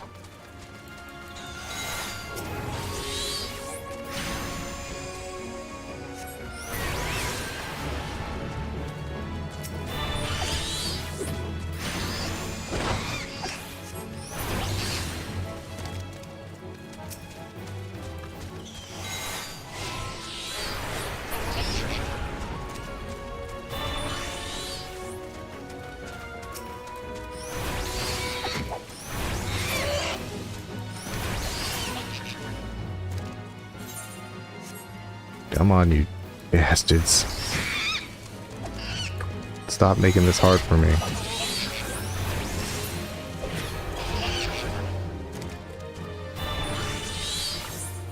I still haven't got it.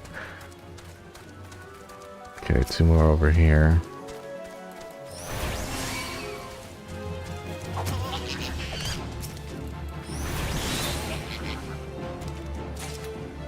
Okay, 1 down. Okay, let's get rid of the eggs.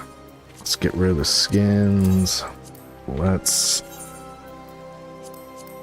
get the silver pieces.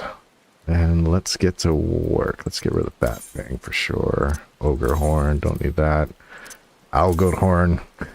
Please don't make me regret throwing that out. Okay. Let's get rid of the termites. New.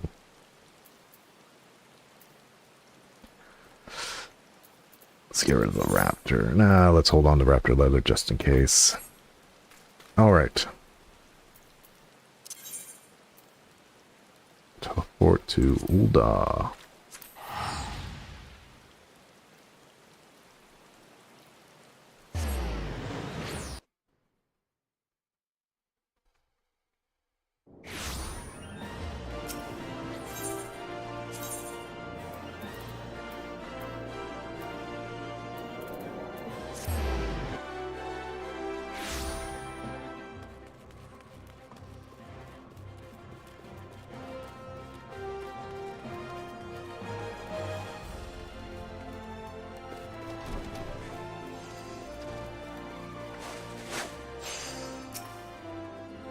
Well, I'm here.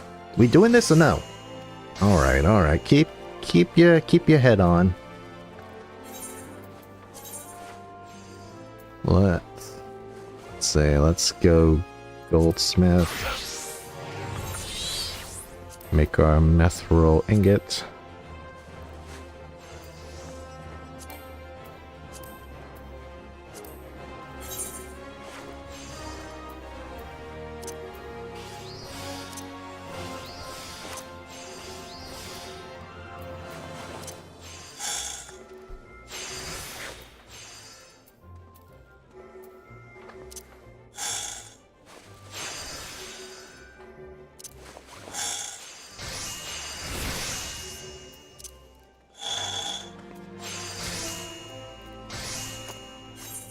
Alright, next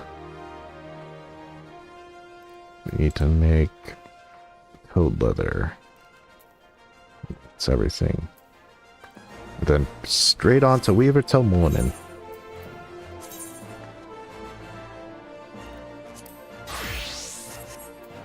Let me check my challenge log here. Let's see, how much do I have? 30 items.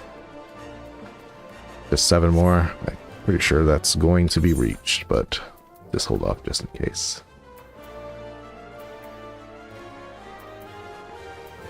Okay, toad leather.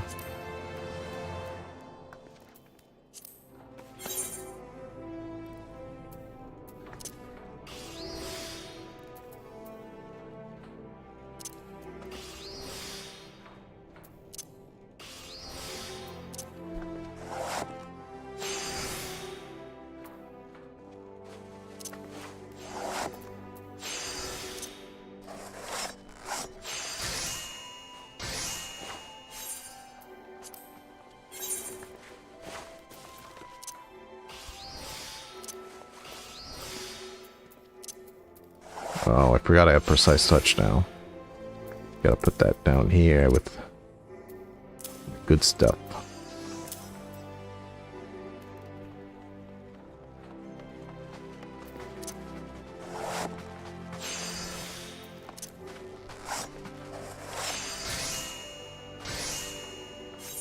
All right. Now on to weaving.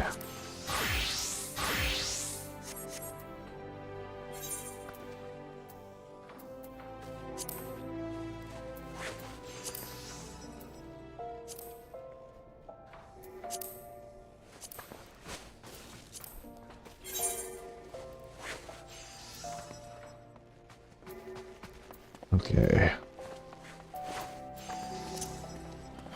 Probably should have checked to make sure I had... I'm not wearing my level 50 gear. Whoops.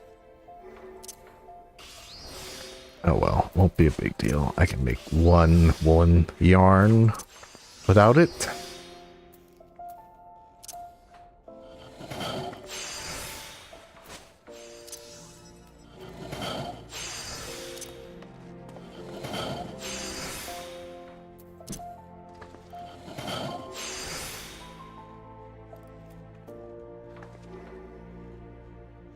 Uh-oh.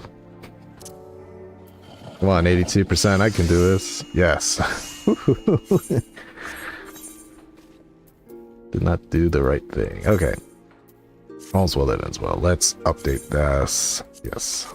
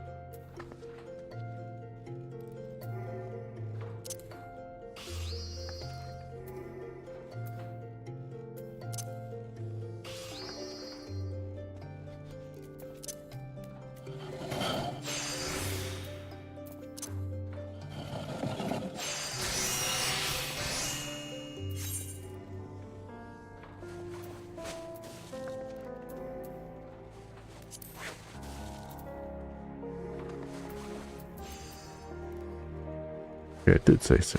Where did I get 3 from? Anyway.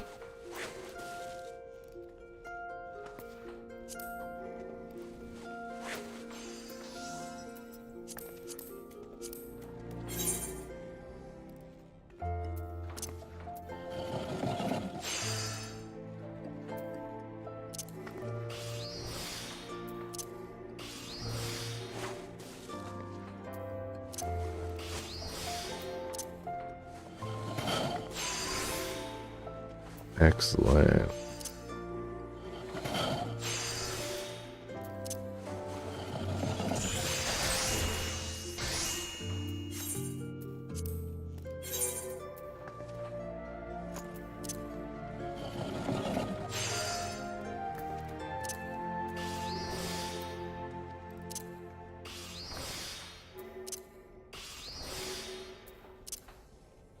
That'll be enough for sure.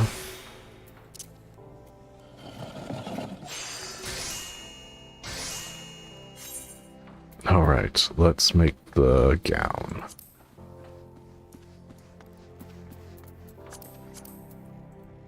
Oh, I need one more woolen yarn.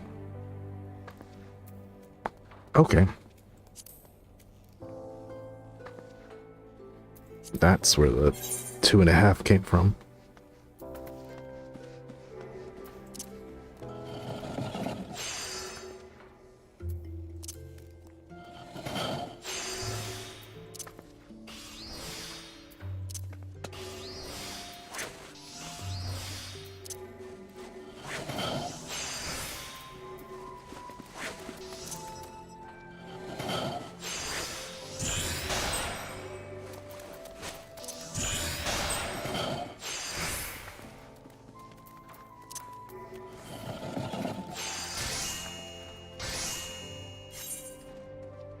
Oh my god, I didn't even see it. I didn't even see it. Oh, I'm so stupid. That's okay. I can still use my remain. Oh, I have. Okay, well, I can use it on my desynthesis one. I didn't get it. I didn't get. No, damn. Oh well, next time. Though I'm like, when am I going to craft again? Oh, I'm so stupid. I knew I should just used it when I could. Alright. Well, no use crying over spilled milk.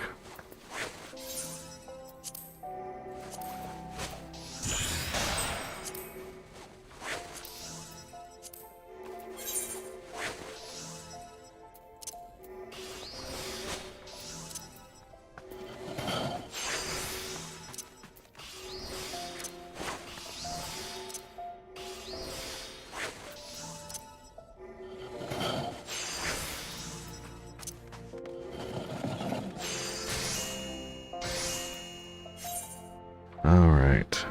Now do I have enough for the gown?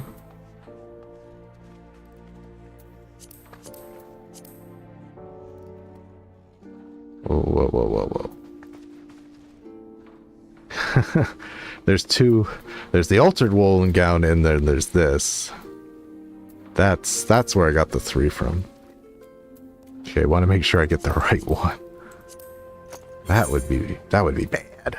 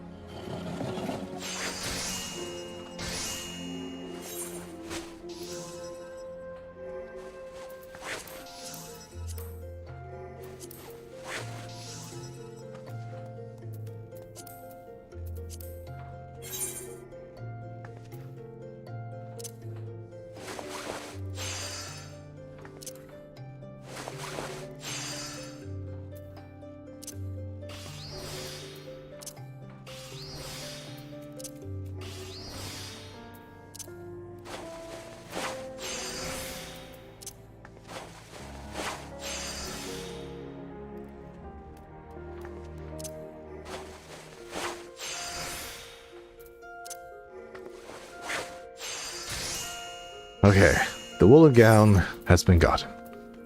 Next.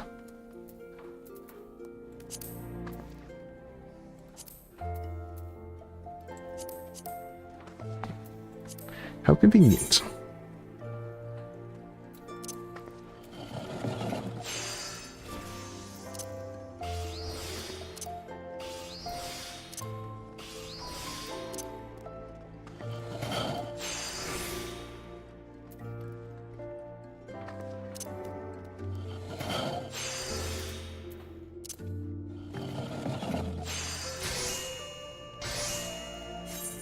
Alright. Then we need to make dew thread.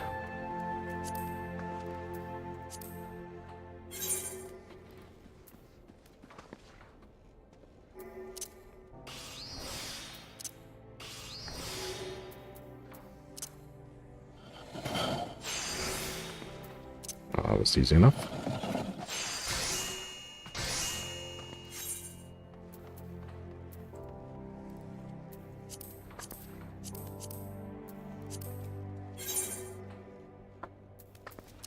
Right.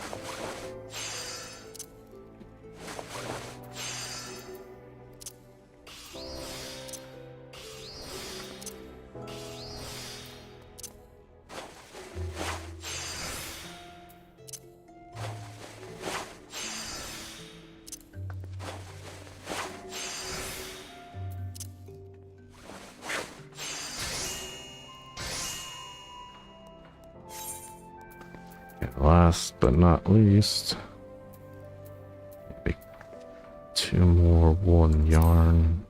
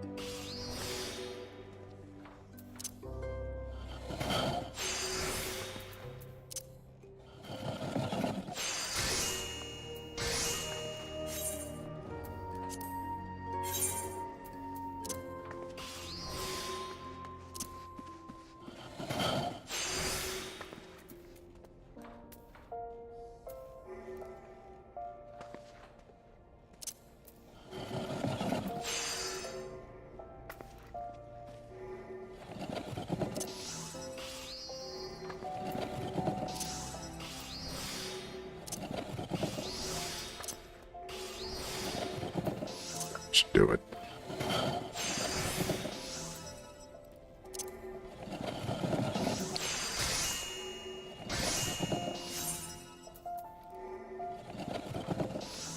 Alright, undyed woolly cloth.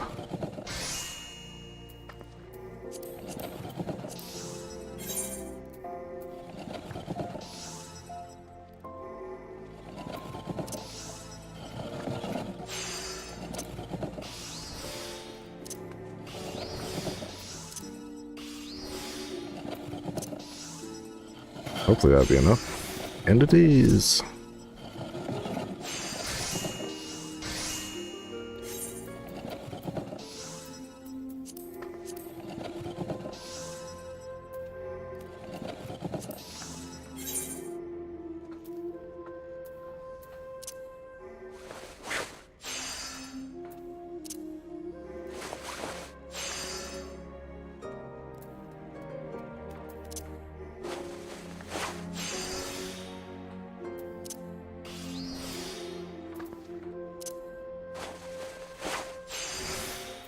Alright. Did it. I don't even want to think about what I'm going to have to do for the next quest.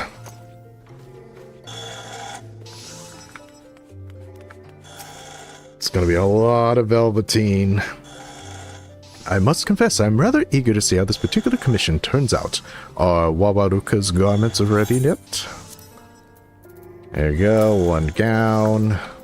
One gaskins. One beret. Excellent. I have no doubt these will suit him well. I think we've outdone ourselves, Willow. Just look at him standing there, a vision of grace and refinement. No, I ain't. Is something wrong, sir? I believe they fit you perfectly, but if you desire adjustments... No, the clothes are great, Big Rose. Really, it's just... I'm sorry, this was a mistake.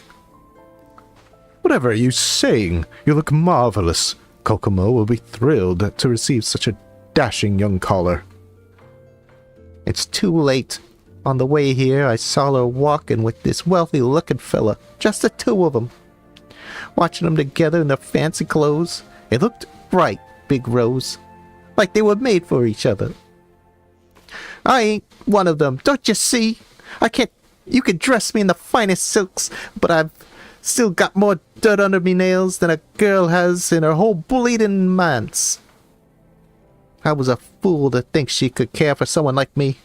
I'll never be a part of her world.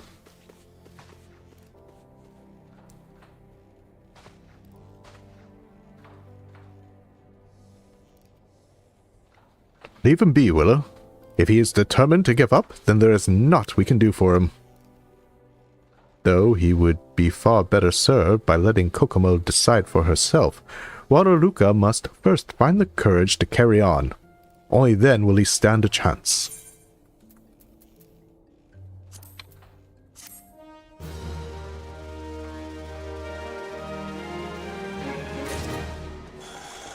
Alright. Final quest. We get a clotho needle and a nice new Weebus Gibbous hat. Look at that hat. The hat collection must have this.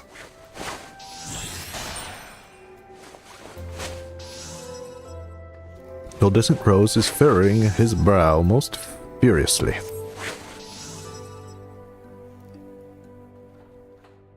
You've come in search of work, Willow? I'm afraid I have nothing for you. However, there is something I would like to discuss with you. It concerns Kokomo and the young man currently courting her. You see, it's none other than... Willow, Big Rose, please, you gotta help me.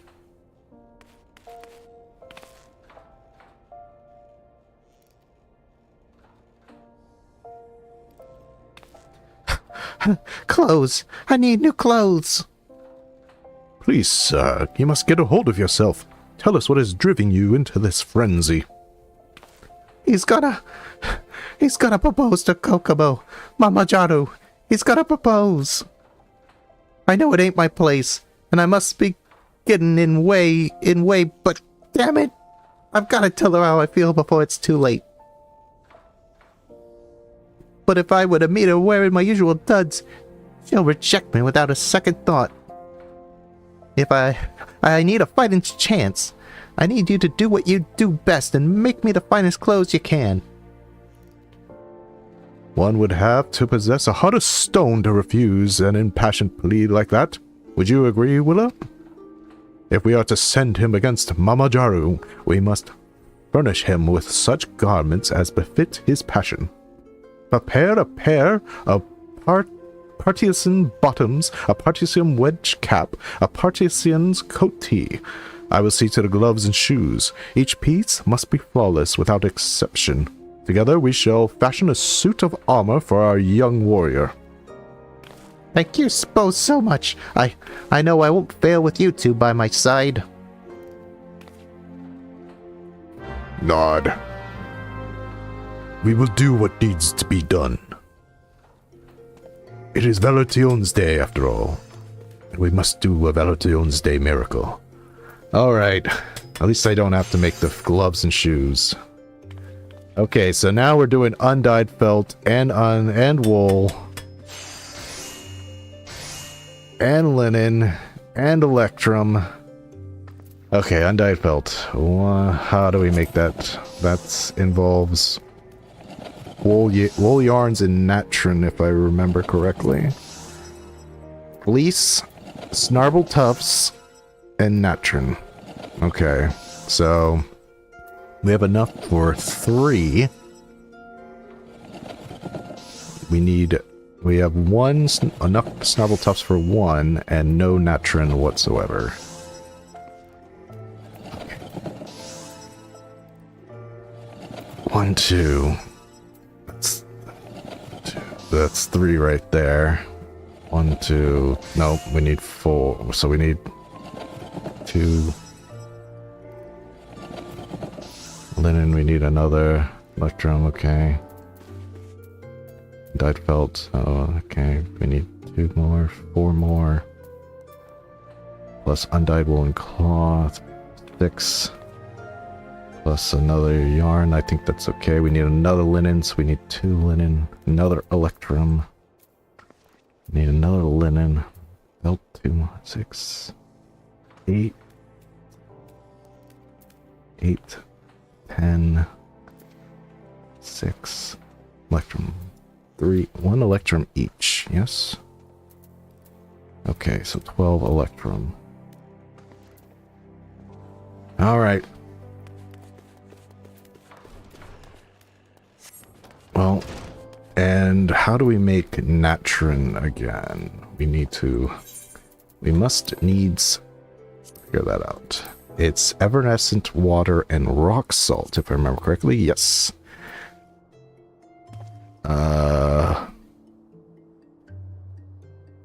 Okay, so how much evanescence water do we need? We need 1, 2,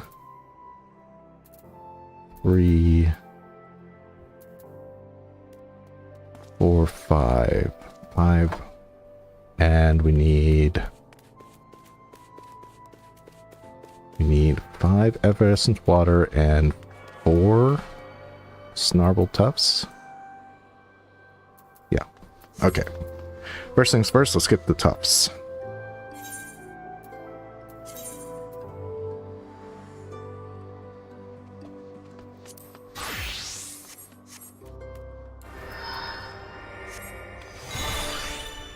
And to get the tufts, we must go to Eastern Thailand.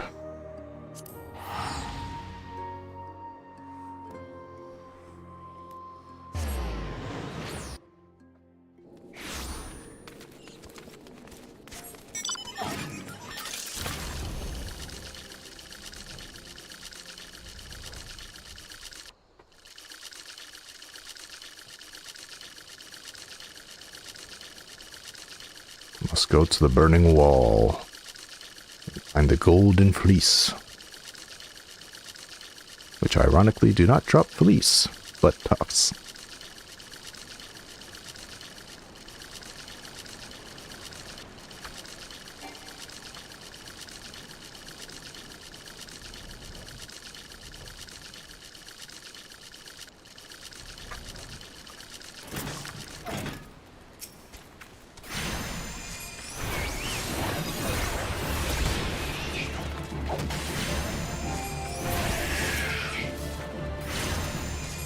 One tough.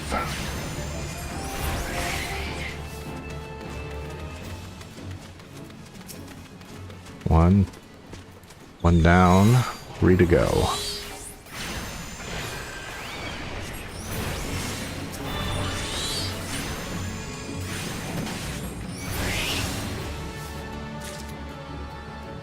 That's 2. Need 5 total.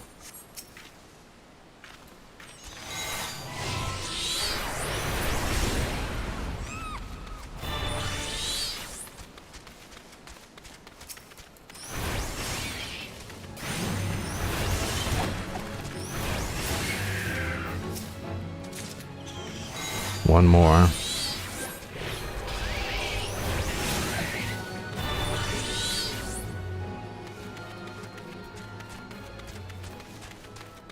Don't bother me, Mirror Knights. Why these guys are called Mirror Knights, I think you can find out in-game. There's some lore explanation to it, but I don't know.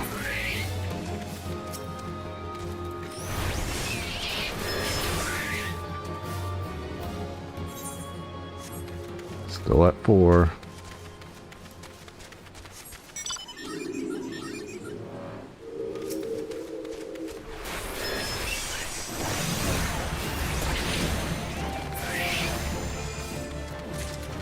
Two, of course. 1 extra for the road. Why not, right? Okay, next we should get Everescent water. Which will 5 of that. Then we need 10 more baskets of fleece, and then 12 electrum, which we will get. All right.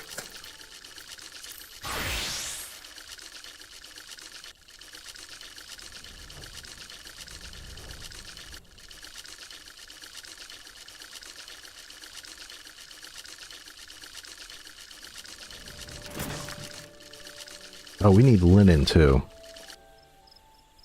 I think we need 6. How many linen do we need? Well, I was just there. I don't need to abandon it. Okay, 1 thread. 1 thread. 2 thread. 3 thread. So we need 4 flax. Unless I already have a thread. Then I only need 2.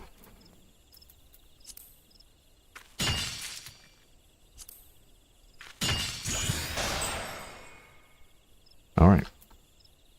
5 Everescent waters.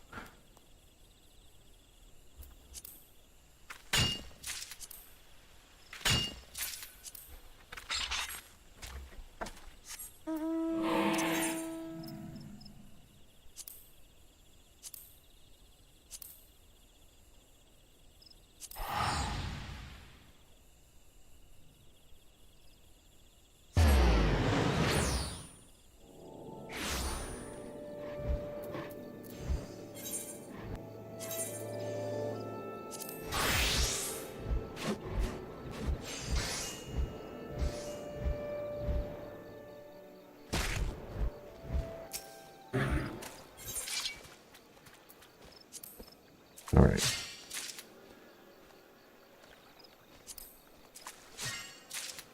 One more. Of course, of course, of course. Get 5 instead of 4.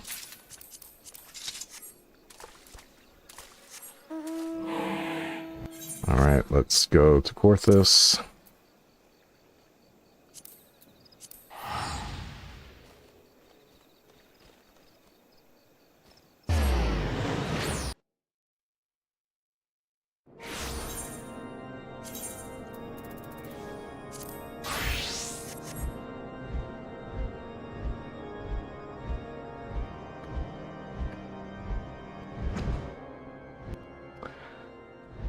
I always get turned around.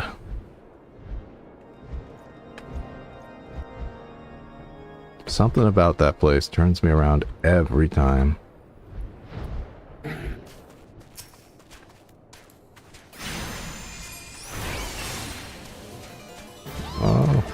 have my Carby out. Alright.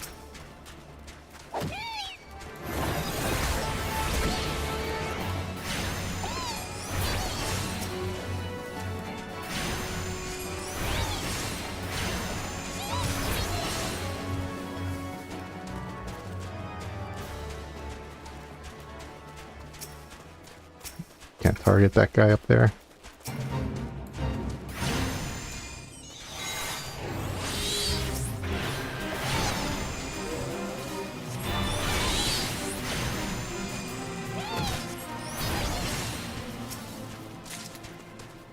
One police. I need 10 more. No, oh, there we go. 9 baskets of police. Sometimes they really drop a lot. Okay, that should be enough. Okay, now to get 12 electrums. Of course, come from Camp Bronze Lake.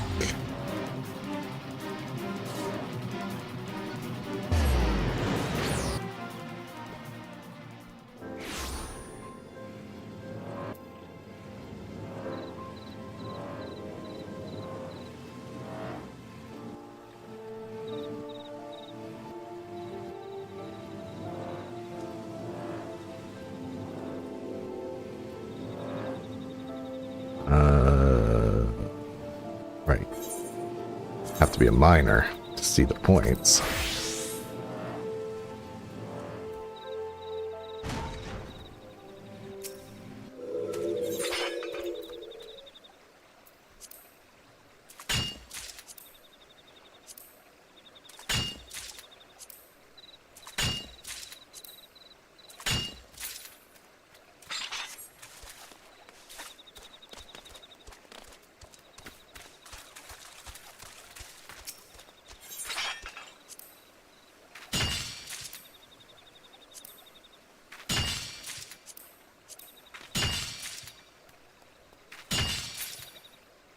Okay, that should be enough. Okay, I think I'm good to start the massive amount of crafting I'm going to need to do.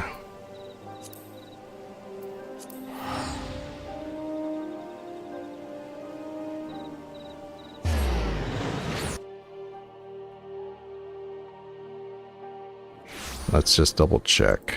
I got the fleece. Got the linen, got the electrum. Okay, got that, yeah. Alright, let's give it a try.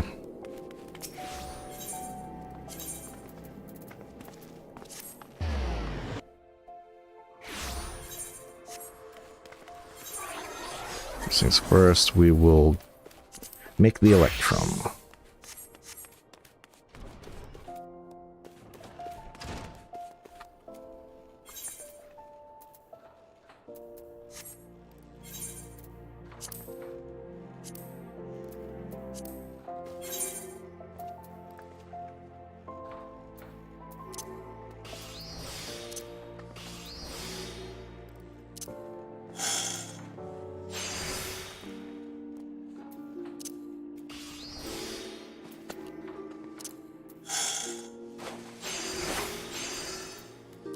These are so much easier with precise touch.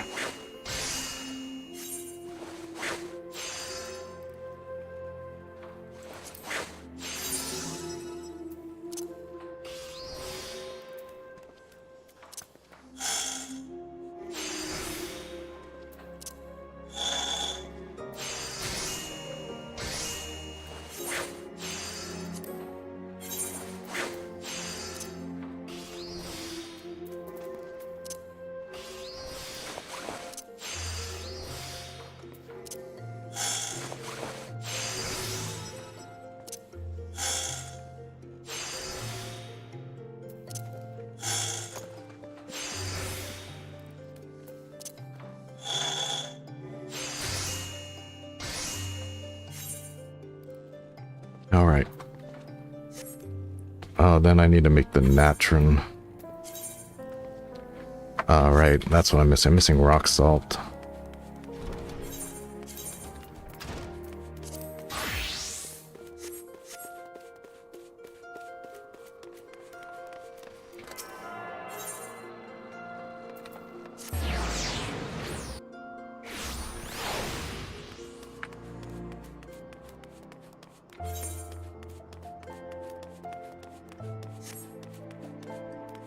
Look at these silver braves, just helping keeping the peace.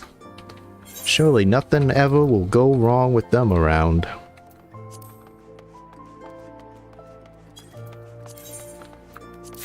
Alright. Back to the Weaver's Guild, because, I don't know, it just feels right to do it there.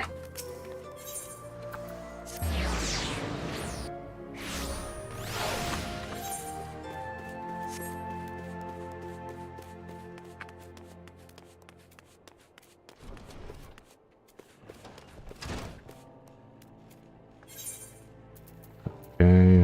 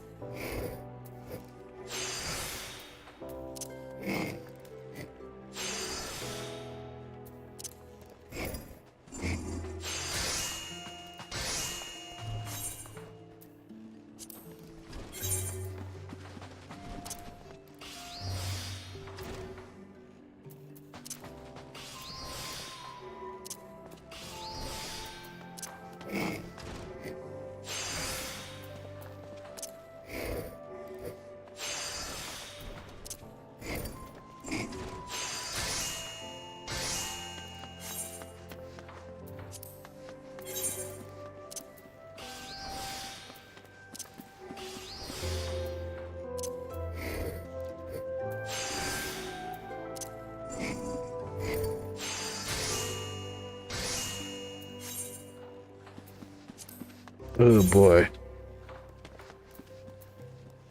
A lot of prep. It's funny in Stormblood, you just... how much easier these crafting quests are. They just give you the materials straight out the bat and say, okay, make a special item, a quest item, and that's all you have to do. People go, this is unusual, takes an unusual large amount of time to do these quests, gathering everything. Okay, just make it super easy.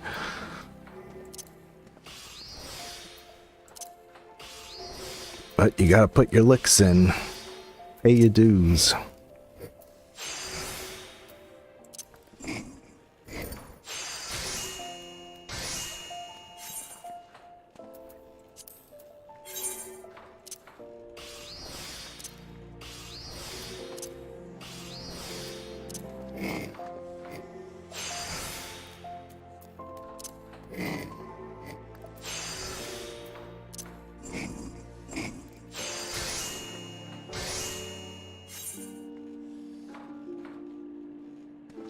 Okay, got enough natron time to weave. Make sure we get everything as best as I can. Okay, let's make 2 felt.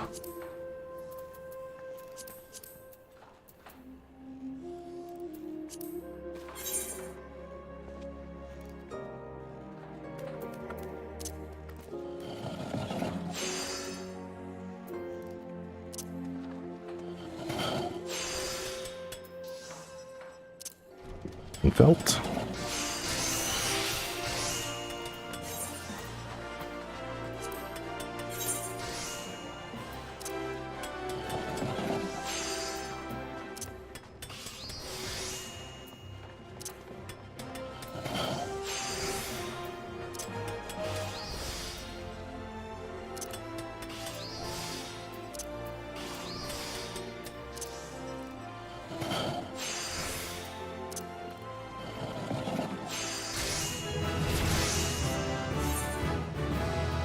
Already leveling up. Okay. Now we need 1 more set of yarn.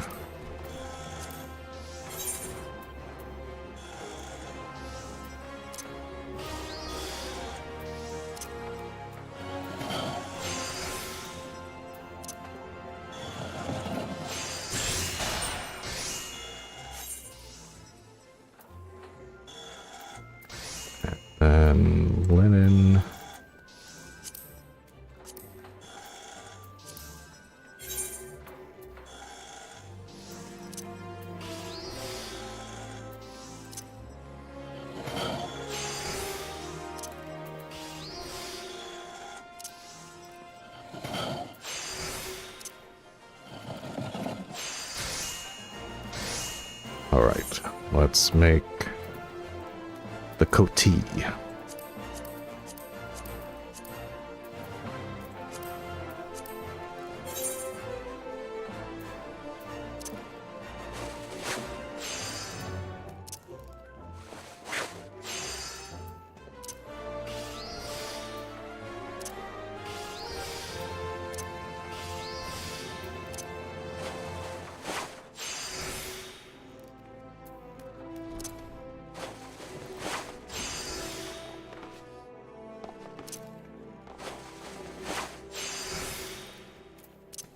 Alright, one down.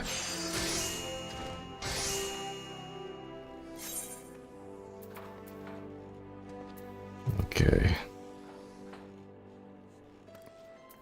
Let's make one felt.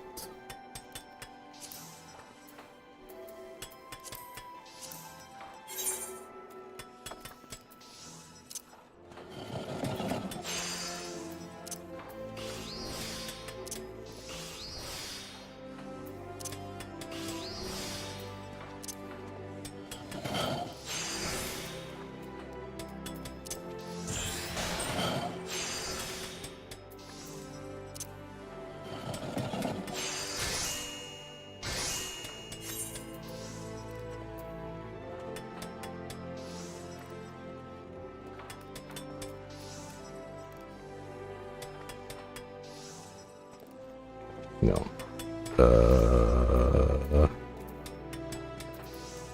One.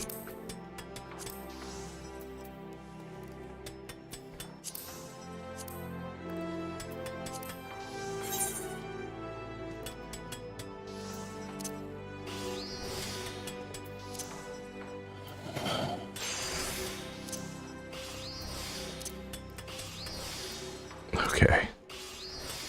It's hard for me to provide riveting commentary to this. But we must do what must be done. My dog decided to come down and visit me. She is grumbling because I'm not paying attention to her. But I must craft. It's the very last disciple of hand class. The very last one.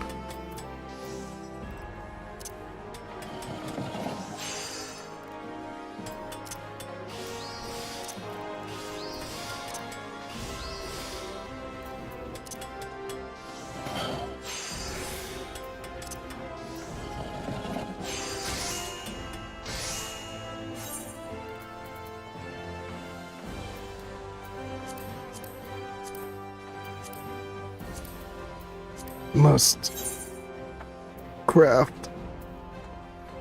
Almost done.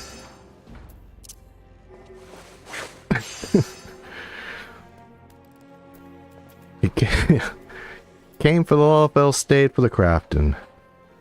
Okay, let's just get this one here.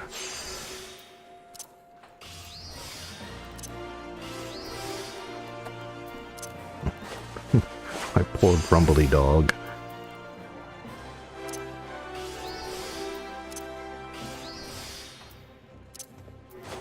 You're outside of petting range, Marianne. I can't pet you even if I want to. There we go. Okay. A little face pets, little face rubs. That make you feel a little better. I'm paying attention to you a little bit. Okay. All right.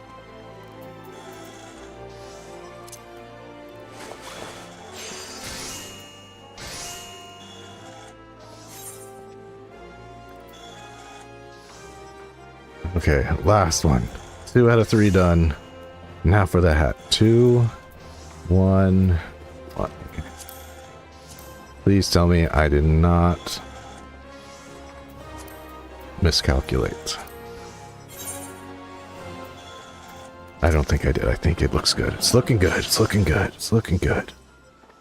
1 second, I just got a text message. 1 moment there.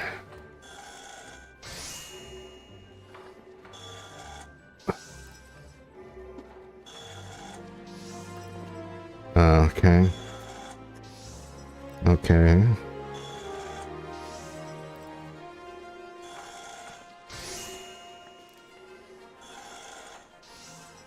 Okay. Nothing I can do about that.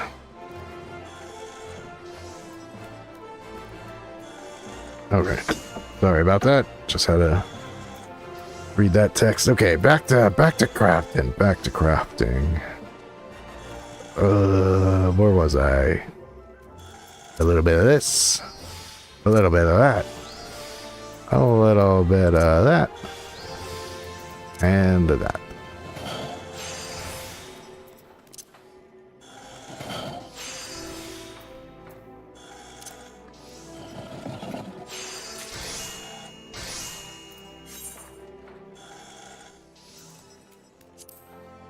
More. Okay. Get our synthesis into our great strides, into our... Whoa. Could take advantage of that and do standard touch. Great strides again. Waste not. Innovation. Standard touch. Probably overkill, but that's the way I like to do it. Back to the hat. 1 yarn. Our last 2 fleeces. Great strides. Waste not. And oops, I missed one. Oh well.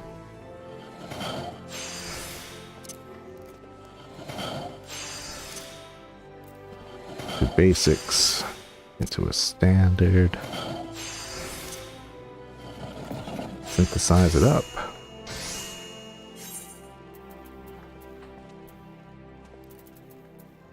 Now, 1 more linen. Alright.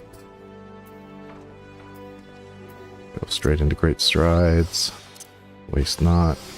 Innovation. Standard. Basic.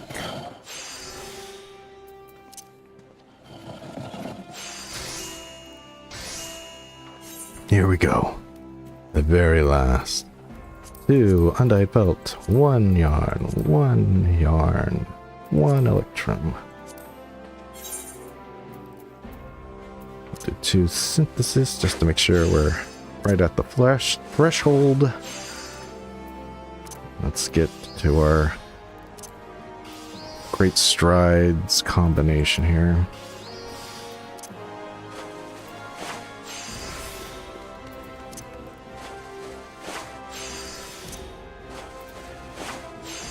Two basics followed by a standard. And we got it. We did it! And no melding required. Thank God. Please hurry, Willa. I gotta say my piece before it's too late. I have them. I trust you understand what's at stake, Willa. Bring me a pair of partition bottoms, a partition wedge cap, and a partition coat tee of the finest quality. Okay, here's your coat. There's your bottoms. Here's your hat.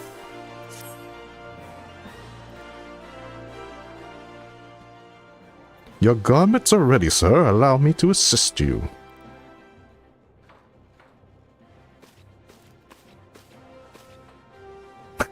You look silly, my... I guess this is old D in fashion. Who knows?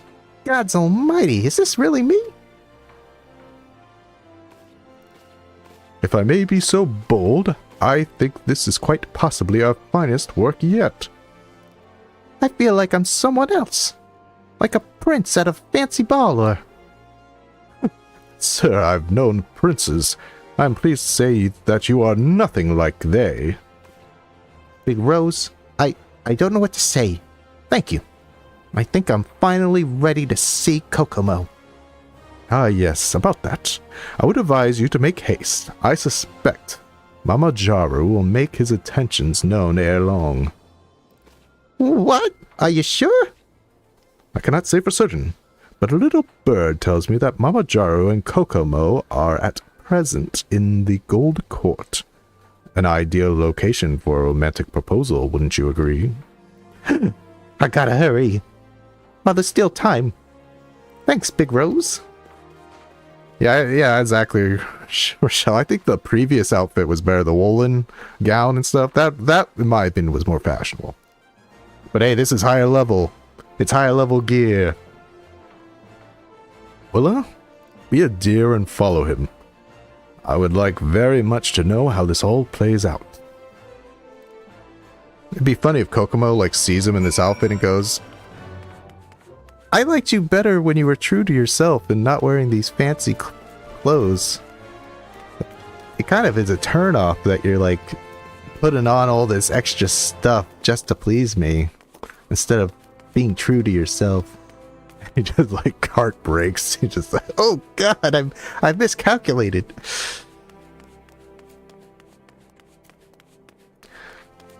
Isn't this perfect? They're the Valentione decorations.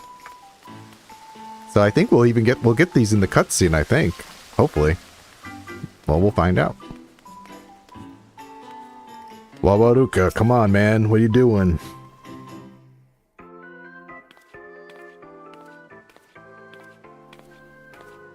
And that guy was the,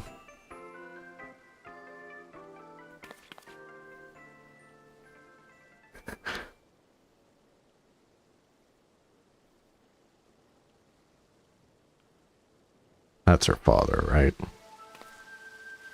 No, it's Mamajaru. This was the guy we made the gladiator gear for, I think, right? These all come in full circle. And then the idiot had the gall to say I knew nothing of business, to which I replied, of course I don't. Why bother when you know the men who own them?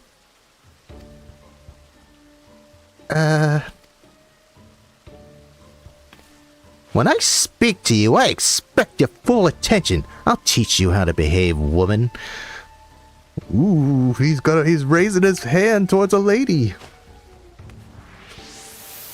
No, don't. Oh, he just took that slap. How dare you raise your hand against a lady? Kokomo, are you all right? Do I know you, sir?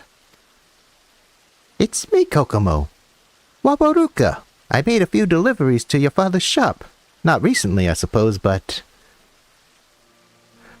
Wawaruka? But why are you here? And why are you dressed like that? For you, Kokomo. There's something I've been meaning to tell you. I don't know who you are, but you will turn around and face me right this. Oh, he gave the Warrior of Light's forward stomp. That sends fear into gods when a Warrior of Light does that. He knows. He's learned from the best. You've made a powerful enemy today, my friend.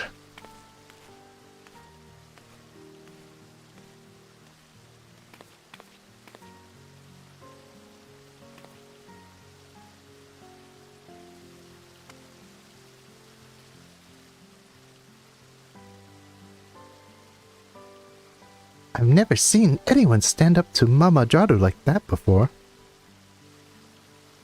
I suppose they lack the proper motivation. I was hoping you would come visit again. But then you kept wearing such strange outfits. Promise me you won't do that again. Don't embarrass yourself.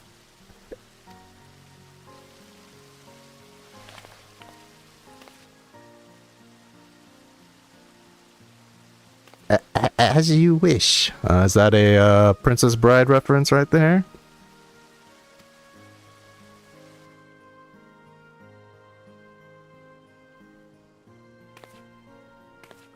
Warrior Light slinks away.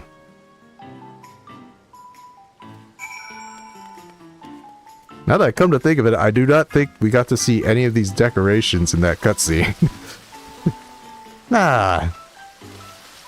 I guess that it's just pre-rendered cutscene. It doesn't actually use the environment.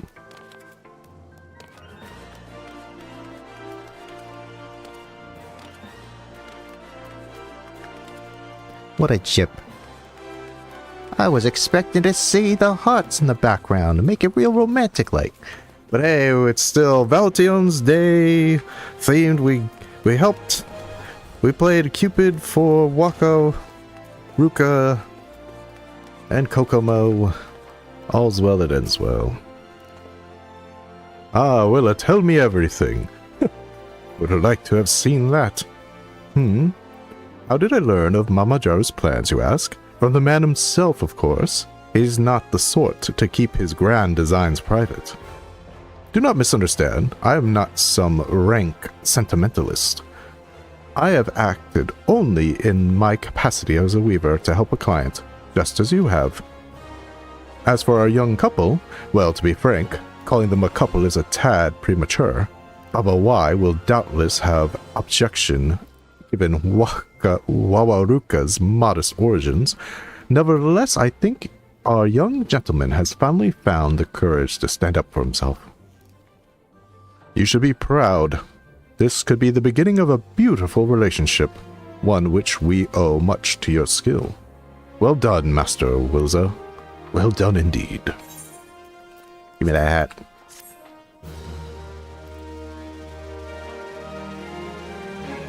Yeah, we're done.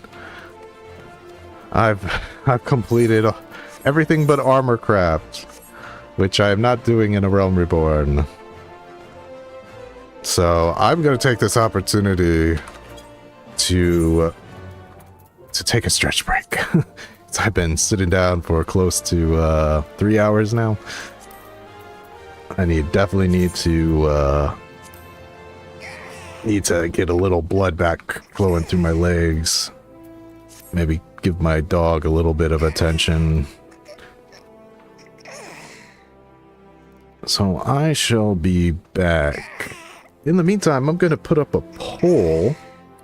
Let me do that right now. I'm going to put up a poll. I'm kind of debating whether or not what to do next. If we continue with the MSQ or if I should kind of start itching my way towards the Crystal Tower. So I'll leave it up to you. So what?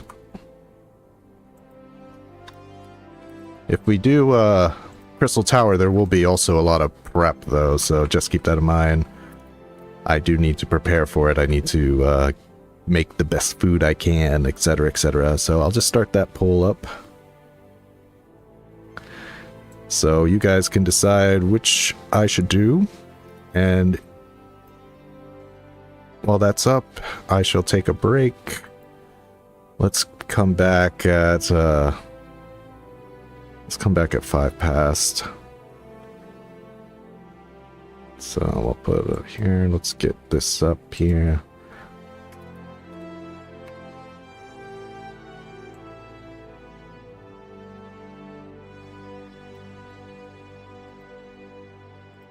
All right. I shall see you all shortly. I would encourage you all to do the same. Take some stretches, get a snack, and I shall be back shortly.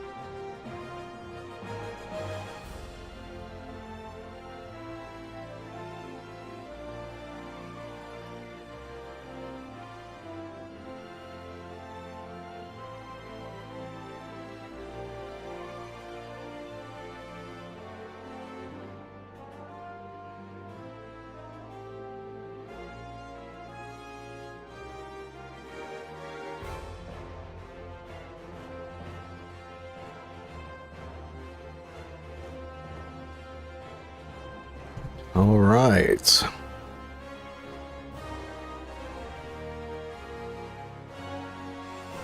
Let's see. How'd this poll go? With 100% of the vote, which was probably just Rochelle. It's all right. You don't need to vote if you don't want to. The MSQ shall continue. I should have put Manderville as a third option, because I realize I do need to do Manderville at one point. Well, let's not counter hit our chickens before they hatch.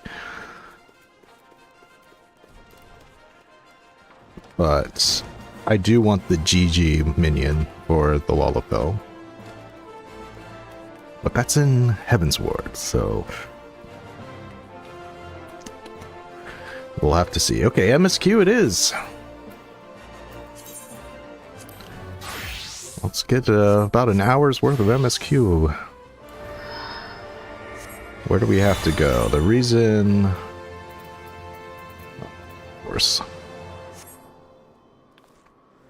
I was like, oh, let's take an airship there. But I'm like, airship to Mordona? They don't got no sticking airships in Mordona.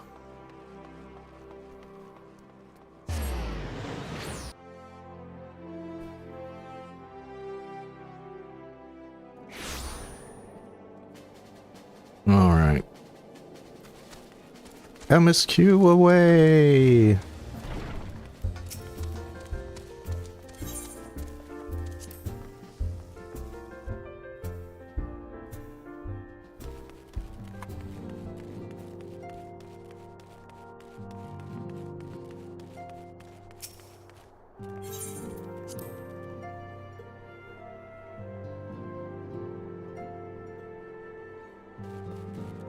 Ringfilia.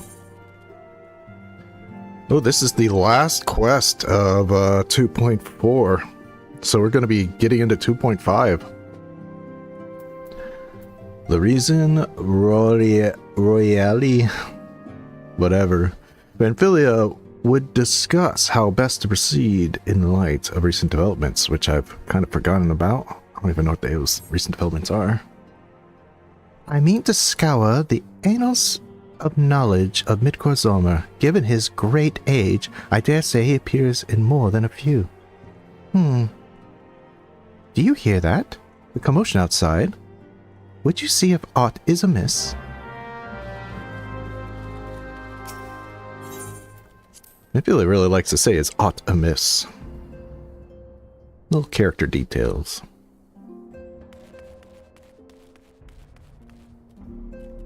Crystal Brave and Alphino. We never get that emote either. Never get the Crystal Brave salute. We could do the Imperial salute, but we can't do that. Willa, 'tis well that you're on hand. We have a problem. Oh, that's right. That's who Royally, the Ivy. Royally has escaped. It happened shortly after the Immortal Flames took her into custody. She had been placed in a dungeon cell ahead of her coming trial, but apparently the accommodations were not to her liking. The turnkey was found slain along with 2 guards. 'Tis plain she received inside help. Citizens report seeing Royale quitting the city via the Gate of Nald with a bloodied spear in her hand. She makes for Castrum Dianum. You know, that one. I am certain of it. With her fate in Eorzea as good as sealed, what recourse has she but to flee to her imperial masters? Even as we speak, Captain Ilberd and the First are hot on Royale's heels. Pray make to Camp Bluefog and join the hunt.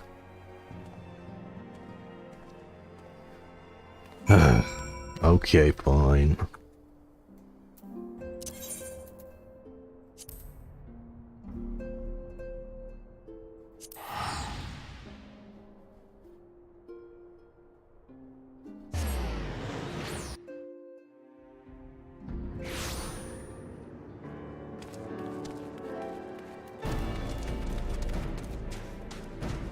One second. My poor dog look at me with their puppy eyes. I gotta get her favorite blanket for her. One moment.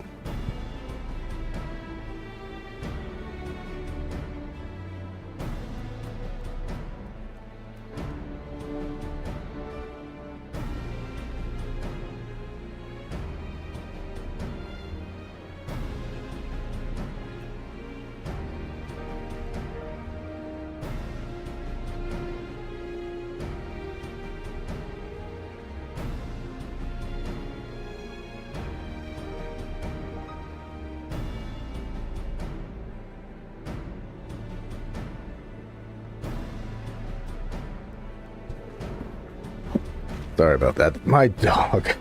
She's a master at looking pitiful.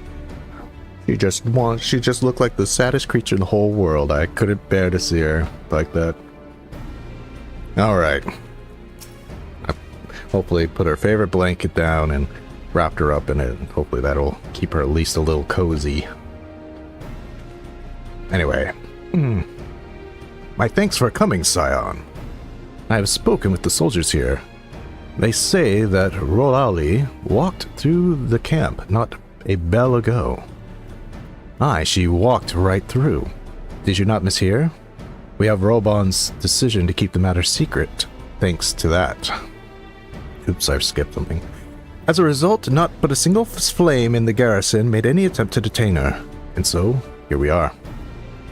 Rolali must not be allowed to reach Castrum Meridianum.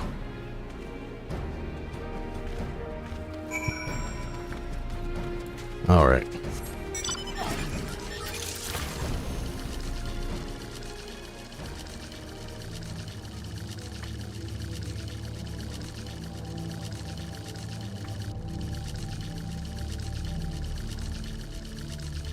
I like how you can actually stand on this pipe for some reason. I mean, why not, right? They should make more of the environment be able to be interacted with.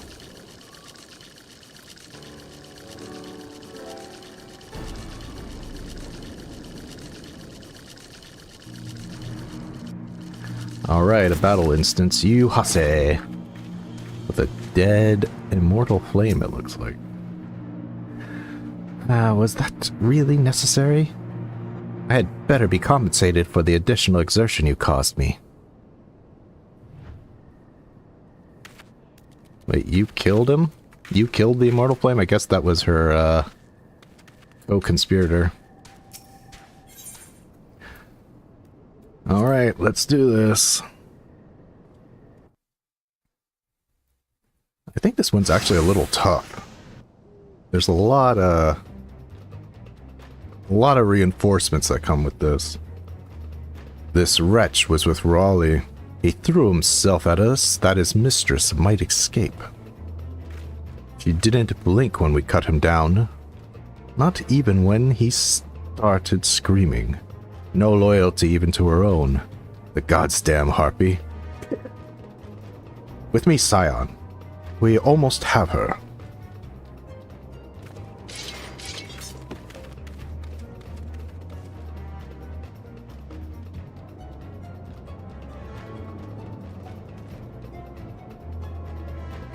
No. She's still wearing Immortal Flame get up. That's funny.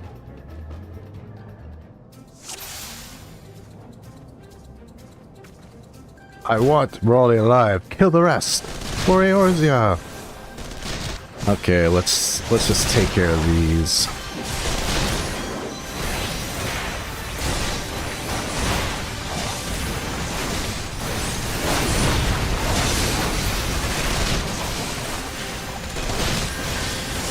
Take care of these so that the NPCs can help.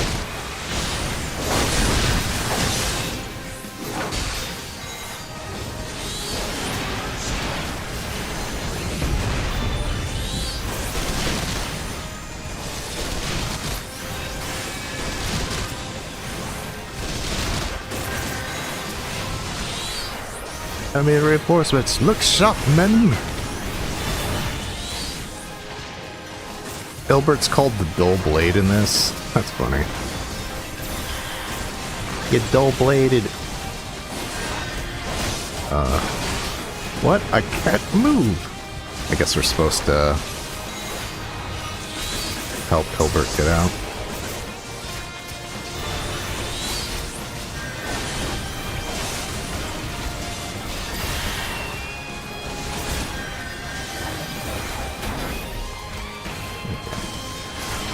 Here come more reinforcements, but I'm not going to take their aggro.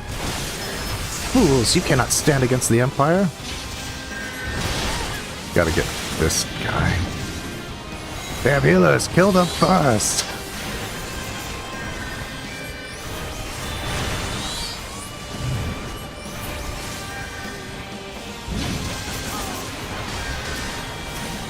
Okay, let's...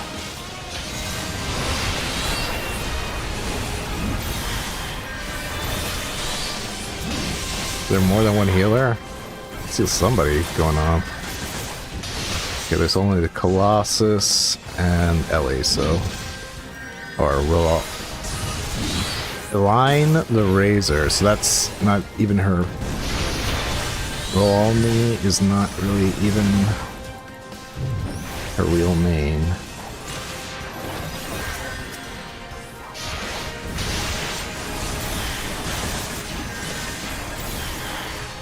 Jeez, look at the reinforcements, see? Forgive our lateness. Oh, the Domans are here.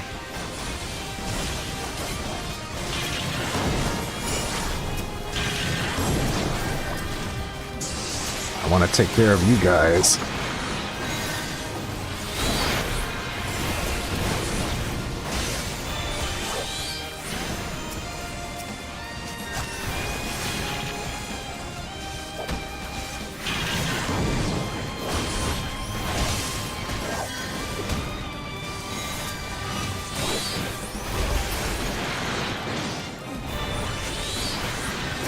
This guy's too annoying to... Okay, there goes Yugiri.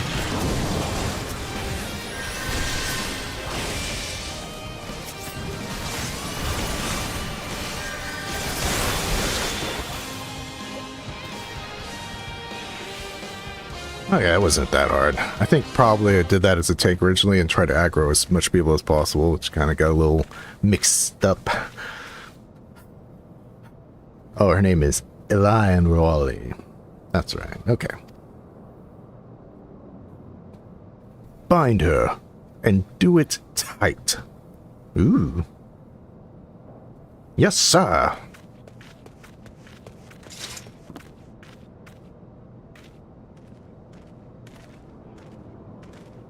Good work, men.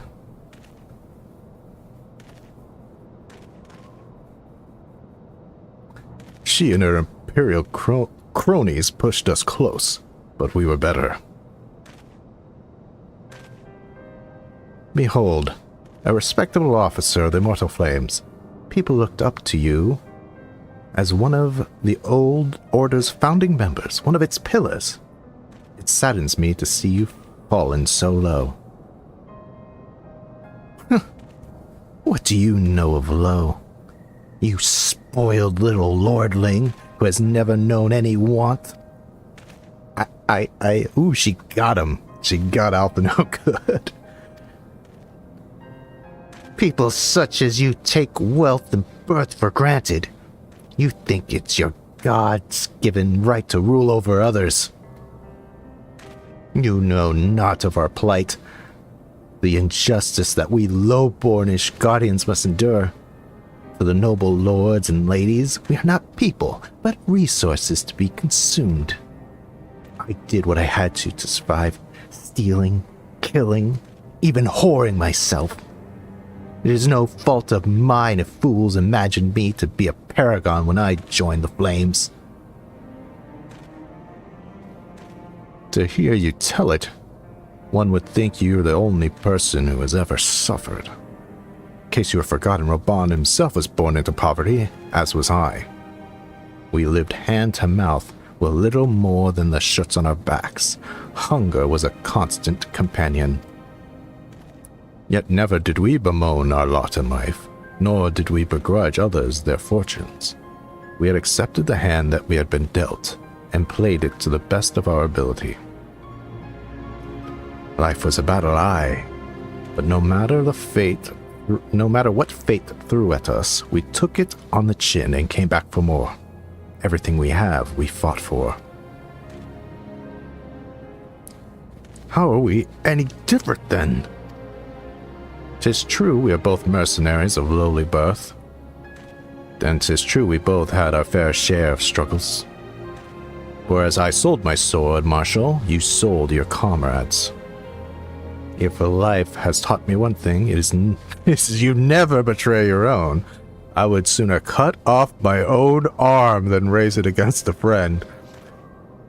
Damn, I don't remember this. That's some heavy foreshadowing. I do not remember him saying that. But enough talk. You will return to Ul'dah to face justice, and the people who trust you have dragged through the gutter. I do not remember him being so on the nose about things.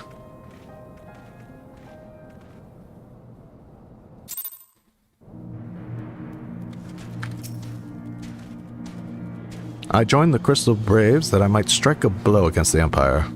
Those who cast their lot with Gargamel should expect no better treatment. Not so much as a hint of remorse.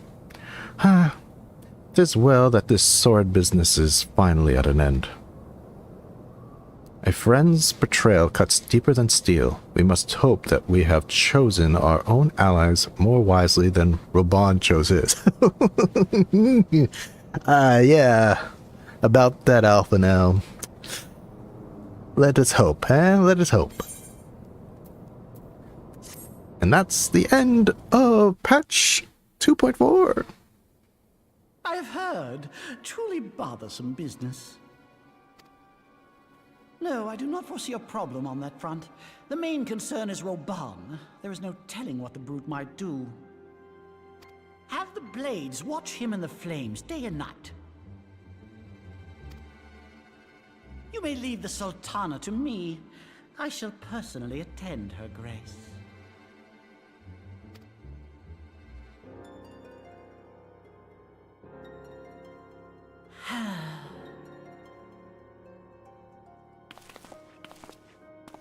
Sever one of the East Aldenard trade routes. That ought to keep Lolorito occupied for a while.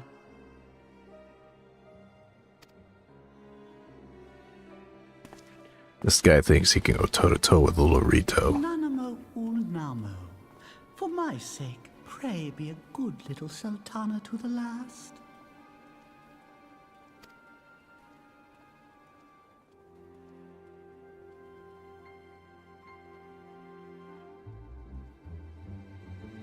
He's eyeing up her chair. I should do Hildebrand before going to Heavensward, but the very last, in some ways, it feels like Hildy duties are trickier than even some dungeons. Yeah, I was thinking about that, the Dragon's Neck, I believe it's called. Like, if I get tossed out without dying and, like, the duty fails, I'm not going to count that as a death. I have to die. But yeah, I'm, like, a little worried about the imp. The imp. And also, the last one is, it's not hard, but it's not exactly a pushover. You fight Gilgamesh and Ikinindu or whatever. The very last trial. Like Rolny, I once made my way as a mercenary, and like her, I did a few things I'm not proud of. But never did I betray my own. There are depths a man should not sink. Let's get my new weapon. This is one of the best weapons for summoners in the entire game. I mean, aesthetically. The Book of Spades.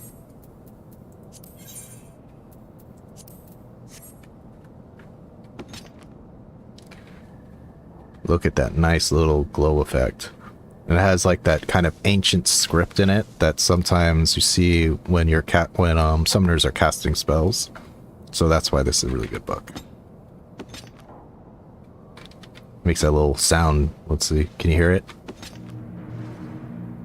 Well, maybe not. I thought it made a little wow. Guess not. Anyway. We're now in 2.5. Let's continue. Alphino would ask you for another favor of you. Captain Ilbert and I have a few questions for the Flame Marshal regarding the circumstances of her miraculous escape. When we have completed our interrogation, we shall take our findings directly to General Raubon, and that shall be the end of it. Your work here is done, my friend. My thanks. But I have one last task for you. Return to the Rising Stones, and apprise Midphilia of all that has happened. I am aware that the Adicient held Rolani in high regard. For better or for worse, she will want to know how this tale ends.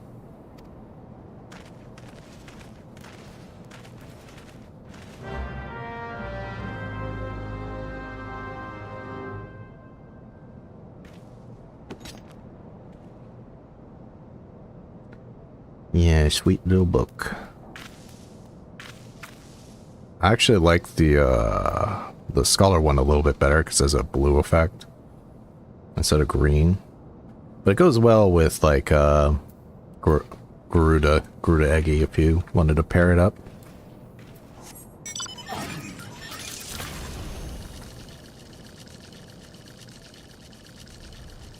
Well, since Mordona's right here, we'll take a little scenic route.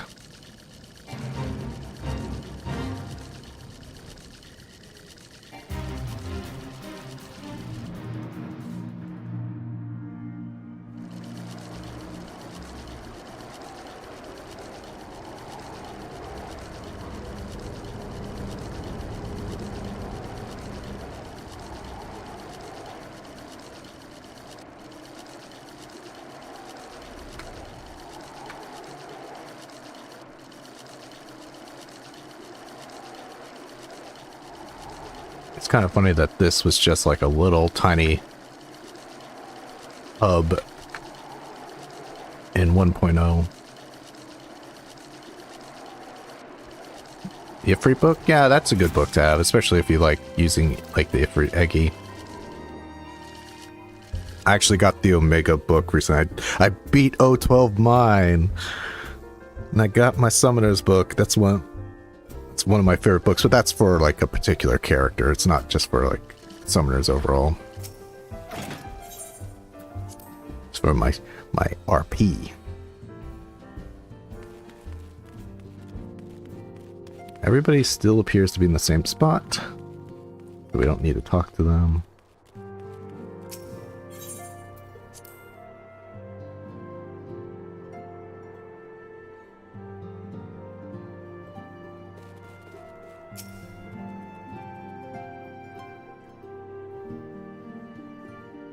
Welcome back, my friend.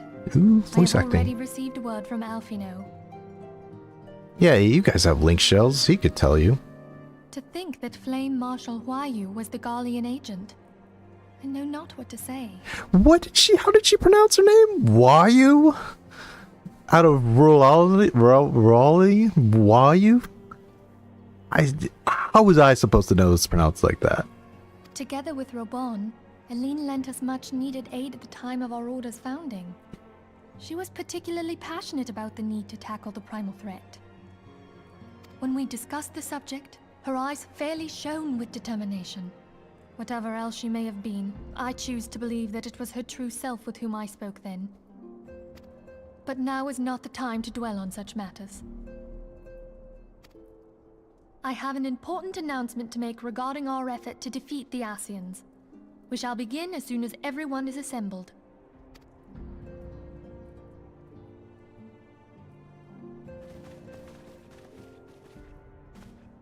My thanks for coming, friends.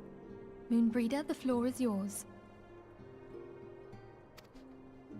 By now, I'm sure you're all familiar with white auracite, the miraculous material that'll allow us to capture Ascian souls. So you say. Back at Snowcloak, we verified its ability to absorb vast amounts of ether. Alas, it leaves something to be desired in the area of stability. The stone can only store ether for a short while before expelling its contents. In addition to Orosite's inherent limitations, we must needs be wary of our enemy's strength. Our foe draweth upon an infinite wellspring of power. Even should we succeed in entrapping him, the stone will not long contain his wrath. Meaning that, if we want to kill the swine, we'll have to be quick about it. 'Tis our belief that an Ascian soul may be permanently undone, if smitten by a sufficiently concentrated burst of pure ether. The only trouble is, we can't say for sure how concentrated the burst needs to be. Without knowing how much ether an Ascian soul is composed of, we're basically guessing.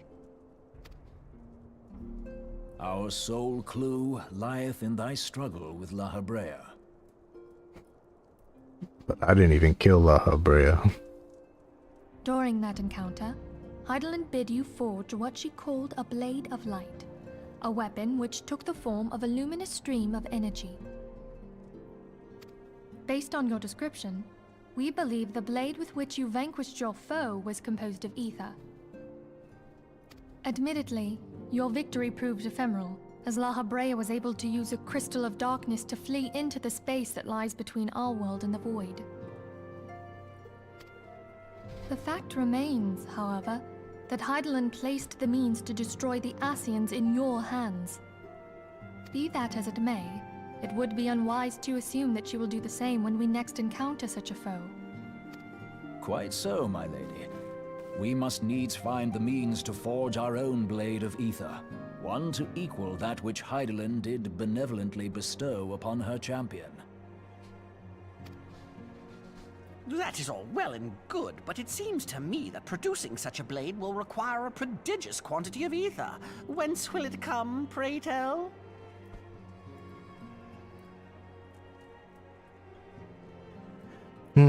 I'm just thinking about Thoradin's sword. Maybe if we summon our own primal, like Shiva, and then they can just eat the Ascian. Huh? And then we could just turn it off. How about we get Shiva to eat him? Huh? Oh, what if we had two pieces of white orosite? One to trap the Ascian, and the other to store the ether for the blade. Oh, nice try. But it's as I said, the stone won't hold ether for any length of time. We'd still need to collect the stuff there and then, sorry to say. Yeah, dummy. Weren't you paying attention? And therein lies the rub. Finding a way to create the blade whenever and wherever we choose. Twould seem more research is in order. I'm going to linger a while, perform a few more tests on the Orosite. And I could do with some help. Urianger, why don't you lend me a hand? Mine apologies, but I am required at the Waking Sands. Lady Minfilia hath given me sole charge of the premises. 'Twould be unseemly to leave them unattended. Sole charge, you say? So you're basically alone there, then?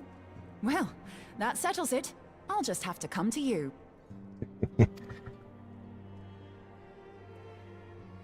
Can't get rid of her, can you, Urianger?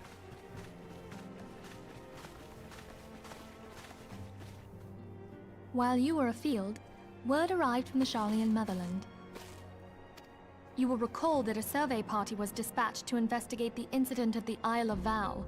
What they discovered was troubling, to say the least. What did they discover? According to the report, the Isle has been erased from existence. 'Twas as if a hole had been torn in the very fabric of reality. Aye, yet the mystery endeth not with the Isle's disappearance. It hath come to light that a number of scholars in various other locales were reported missing at a similar juncture. It have come to light that a number of scholars in various other locales were reported missing at a similar juncture? Ooh, I don't remember Eureka explaining this. What's more, they all had something in common with the head of the students of Baldesion. Every last one of them was researching a phenomenon called dimensional compression, or the rejoining as the ancient texts call it. I'll be damned if that's a coincidence. I can kind of put two and two together without... I don't want to spoil it in case you all haven't done Eureka. But I can kind of... Based on what I learned in Eureka, I can kind of put two and two together to figure out what...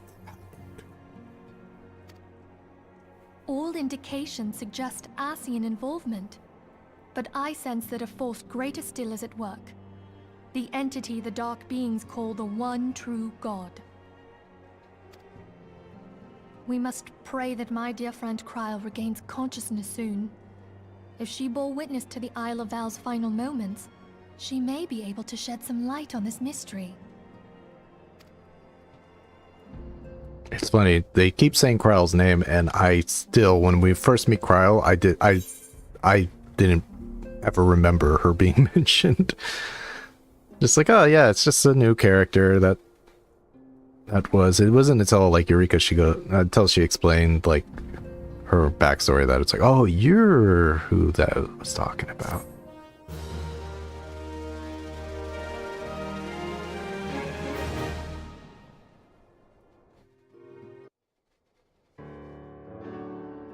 Well, we're getting a lot of cutscenes.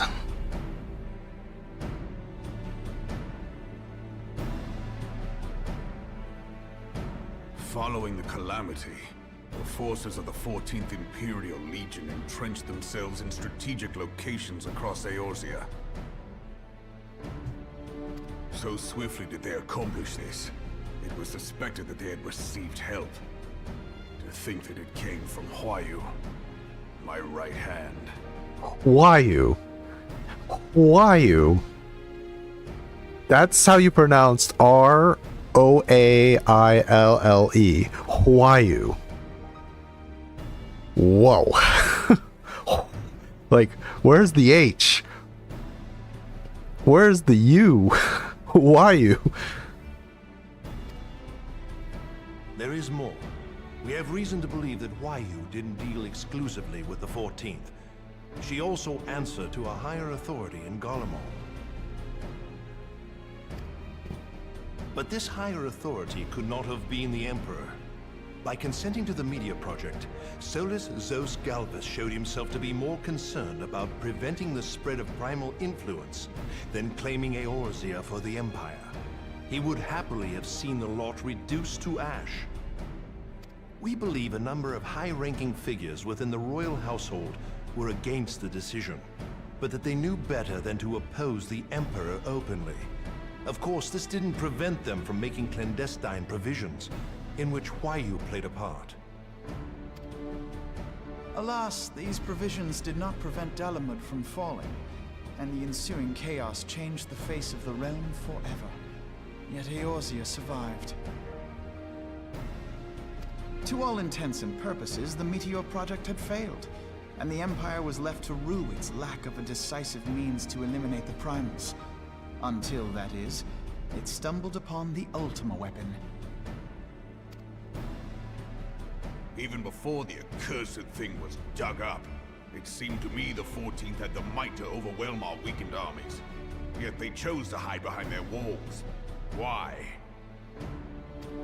The Black Wolf was wary of making the denizens of Eorzea desperate, lest more primals emerge to bleed the land.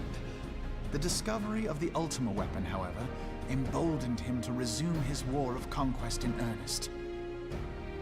Makes sense. But there was one in Garlemald who believed that Van Belsar's actions were premature. One who stood higher in the Imperial Army's chain of command. He ordered the Legatus to halt his advance, only to find that the Black Wolf had slipped its leash, and that the 14th now acted alone. In a bid to bring Van Belsar to heel, he used the agent he had planted in Ul'dah prior to the calamity to undermine the Legion's efforts. A man who outranks Van Belsar, yet opposed the late Emperor's decision to annihilate Eorzea. This could only be the former High Legatus of the Gallian army, now known as Emperor Varus Galvus. So he was Huayu's true master. Still can't get over that pronunciation. Huayu. Huayu? But one of several in actual fact. We've learned that even as Huayu served the Empire's interests, she sold Imperial secrets to a certain faction in Eorzea. In so doing, she helped to maintain the status quo, thus prolonging the conflict. Considering who stands to profit from war, it isn't hard to imagine who her other masters were. 7 hells! You mean to say that she was a double agent? Well, isn't that better than just a single agent for the Empire? She was at least undermining the Empire a little bit. Triple, if you consider her services to Van Belsar and the new Emperor as separate. A triple agent. She had her toes dipped in all sorts of pools. As neatly as these pieces seem to fit, one aspect of the puzzle remains unclear to me. By whose will was the Marshal feeding intelligence to the heretics? And try as I might, I fail to see how aiding their cause would profit either her Imperial or monetarist masters. Hmm. Could it be that another hand is at work here? If so, Huayu must be made to reveal whose it is.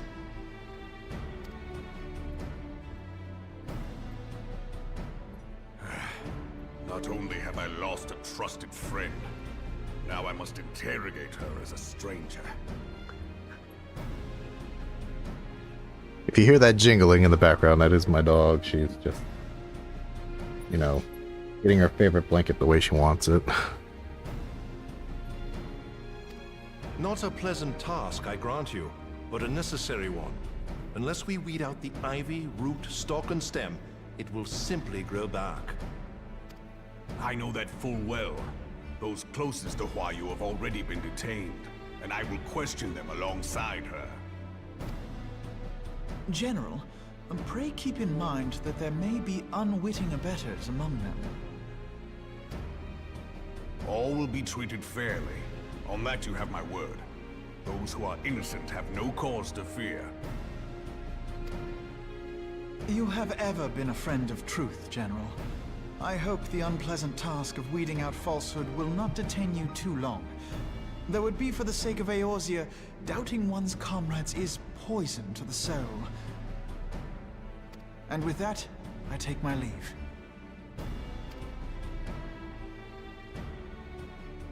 Why are you giving him the crystal salute? He's not a crystal brave. He doesn't care. All these years, I've been made to dance to their tune. How could you, Huayu? How could you side with them? Those cankers who take from this land and give naught in return, who use their power to disempower and grow fat while the people starve. I know you can hear me, monetarist scum! Your crimes will not go unpunished! Until you have purged this land of your sickness, before the eyes of the 12, I swear it! It's funny, because most, like, half of the syndicate is Lalafells. I mean, they could be hiding underneath this table right now, and he wouldn't even know.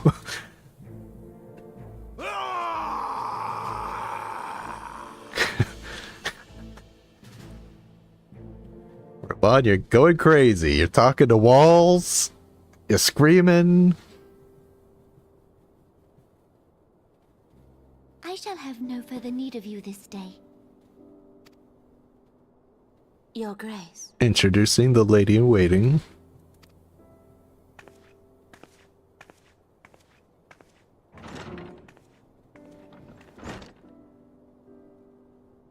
I fear that not even mine own chambers shall remain private for long. Jeez, it's a little bright. I like Final Fantasy has like a dark greenish tint to it that I've used filters to kind of get rid of and lighten up. But I have a feeling this is like a new lighting setting for this cutscene. They really wanted to make her lighter, so it's a bit bright. A bit bright. Let me see if I turn it off real quick, how it looks. Turn it off like that. Yeah. Turn back on, please. Yeah, I still rather have it on. Has the situation grown so grim?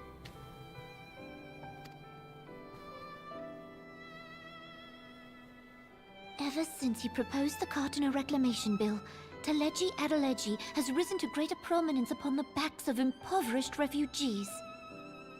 The monetarists were ever united in their pursuit of profit, but the man's actions have torn a rift in their ranks. They snap at each other as rabid dogs.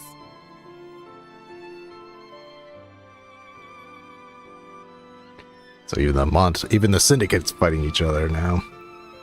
As you can tell by Tadaleji screwing with Lolorito. Well, it should be spies, not merchants. They kind of are. I mean, there's a lot of Lalafells in the Lin Solominsa's secret police. They make good rogues, especially the plainsfolk, who have to hide in plains to not become food on their native islands. Makes perfect sense. Yet now is not the time to be bickering among ourselves. If this bickering is a threat to law and order, might you not have grounds to dissolve the Syndicate? Would that the solution were so simple, Admiral. Alas, my moving to dissolve the Syndicate is certain to spark outrage among the influential merchant class, whom the Cabal represents. Yeah. This would serve to exacerbate the current unrest, and peace would slip still further away. Be they rich or poor, natives or refugees, all who reside in Ul'dah have a right to pursue happiness. It is the duty of a ruler to protect this right. The lighting and cutscenes in Prey are so weird. I feel like it started after the latest graphic update. Players have big shadows under their eyes. Yeah, maybe. If I am to perform my duty, I must needs tread warily. It would not do to make enemies heedlessly. Were Lord Lolorito here, he would doubtless say that I have my head in the clouds. Oh. A ruler is required to take a wide view. Try as we might to cater to all needs, some will inevitably be overlooked. As such, there shall ever be citizens who feel aggrieved. It cannot be helped. But as you have informed us, the monetarists take no view but their own. They hunger for power while the masses starve. Easy to point the finger, Kane. In the absence of a common cause, it seems beyond any one individual to make Ul'dah whole. And the presence of a Garlean agent within the Immortal Flames only makes matters worse. Ooh, they know. That's not very wise of Ralban, or was it Nanamo who leaked that information to the other cities? They don't need to know everything. That makes you look real bad. Even accounting for Ul'dah's historic reliance upon mercenaries, such a grievous breach of security is unprecedented. I fear this business will provide the monetarists with a rod to beat Ralban.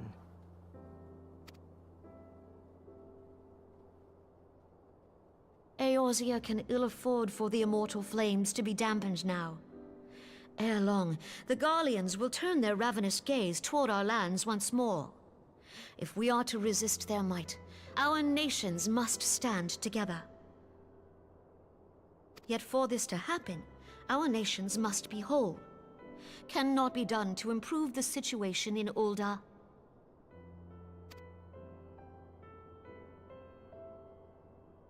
The true wealth of Ul'dah lies in the health, happiness, and hopes of her citizens. Alas, the citizens shall never know these things, so long as their lives are ruled by the ambitions of the few. The monetarists claim to represent the best interests of the people, but in sooth they desire only to manipulate them for their own selfish ends. For the government to serve the people, it must be formed of the people. For Ul'dah to move forward, it is not only the Syndicate that must be dissolved.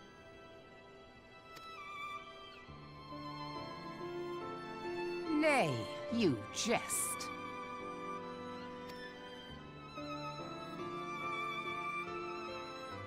My friends, it was for no other reason than to make known to you mine intent that I requested your presence here. When I make my declaration to the people, chaos shall inevitably ensue. As the last monarch in the line of Ul, I make unto you this request.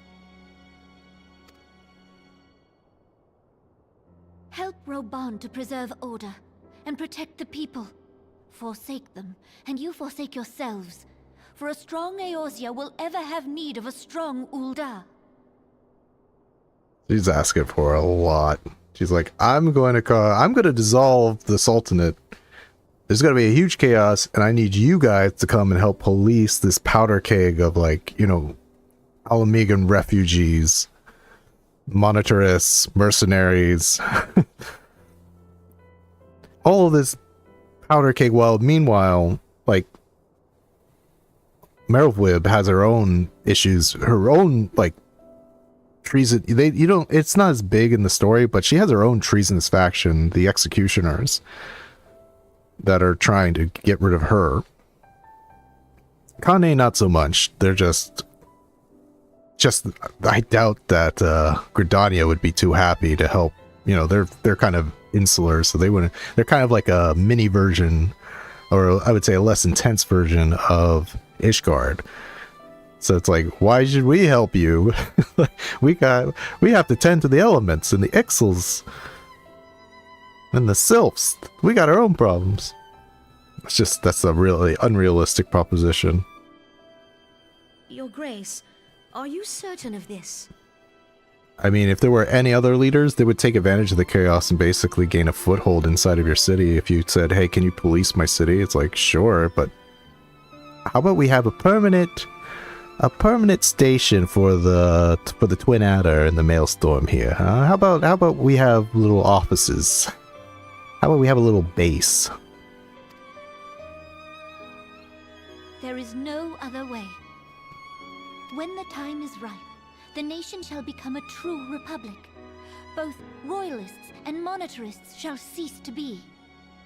Ul'dah will no longer belong to kings or queens or merchant princes, but to her people.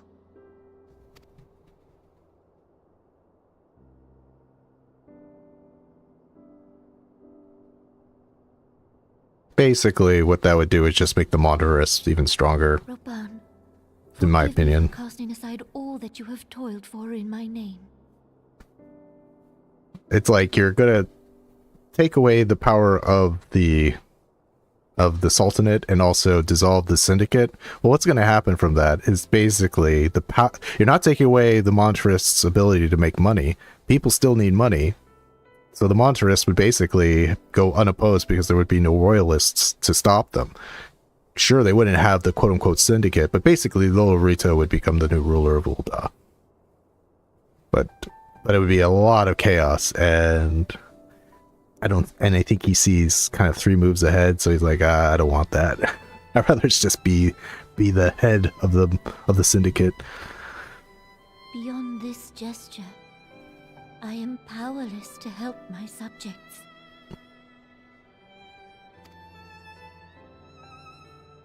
And my question also is, would the Alamegans get to vote in these elections? Do you think Ul'dians would be happy about Alamegans gaining more political power? Uh-oh, look at that! I'm locked! Bowl of Embers hard, Navel hard, Howling Eye hard. Uh-oh. That's gonna have to be next time, folks. That's gonna have to be next time. Navel hard. That could be the end of the run right there. I'm not worried about Bowl of Embers and not too worried about Howling Eye, but the Navel hard. Have to do that with other players. So I'm going to have to, I don't know, do I have to just unlock them or do I have to do them? Well, we'll find out next time. So yeah, that's going to be it for today, folks. We got through 2.4. We have completed every disciple of hand class that I'm going to do. There's no more stalling. I could do more beast tribes, but I won't. Or I won't. Not yet.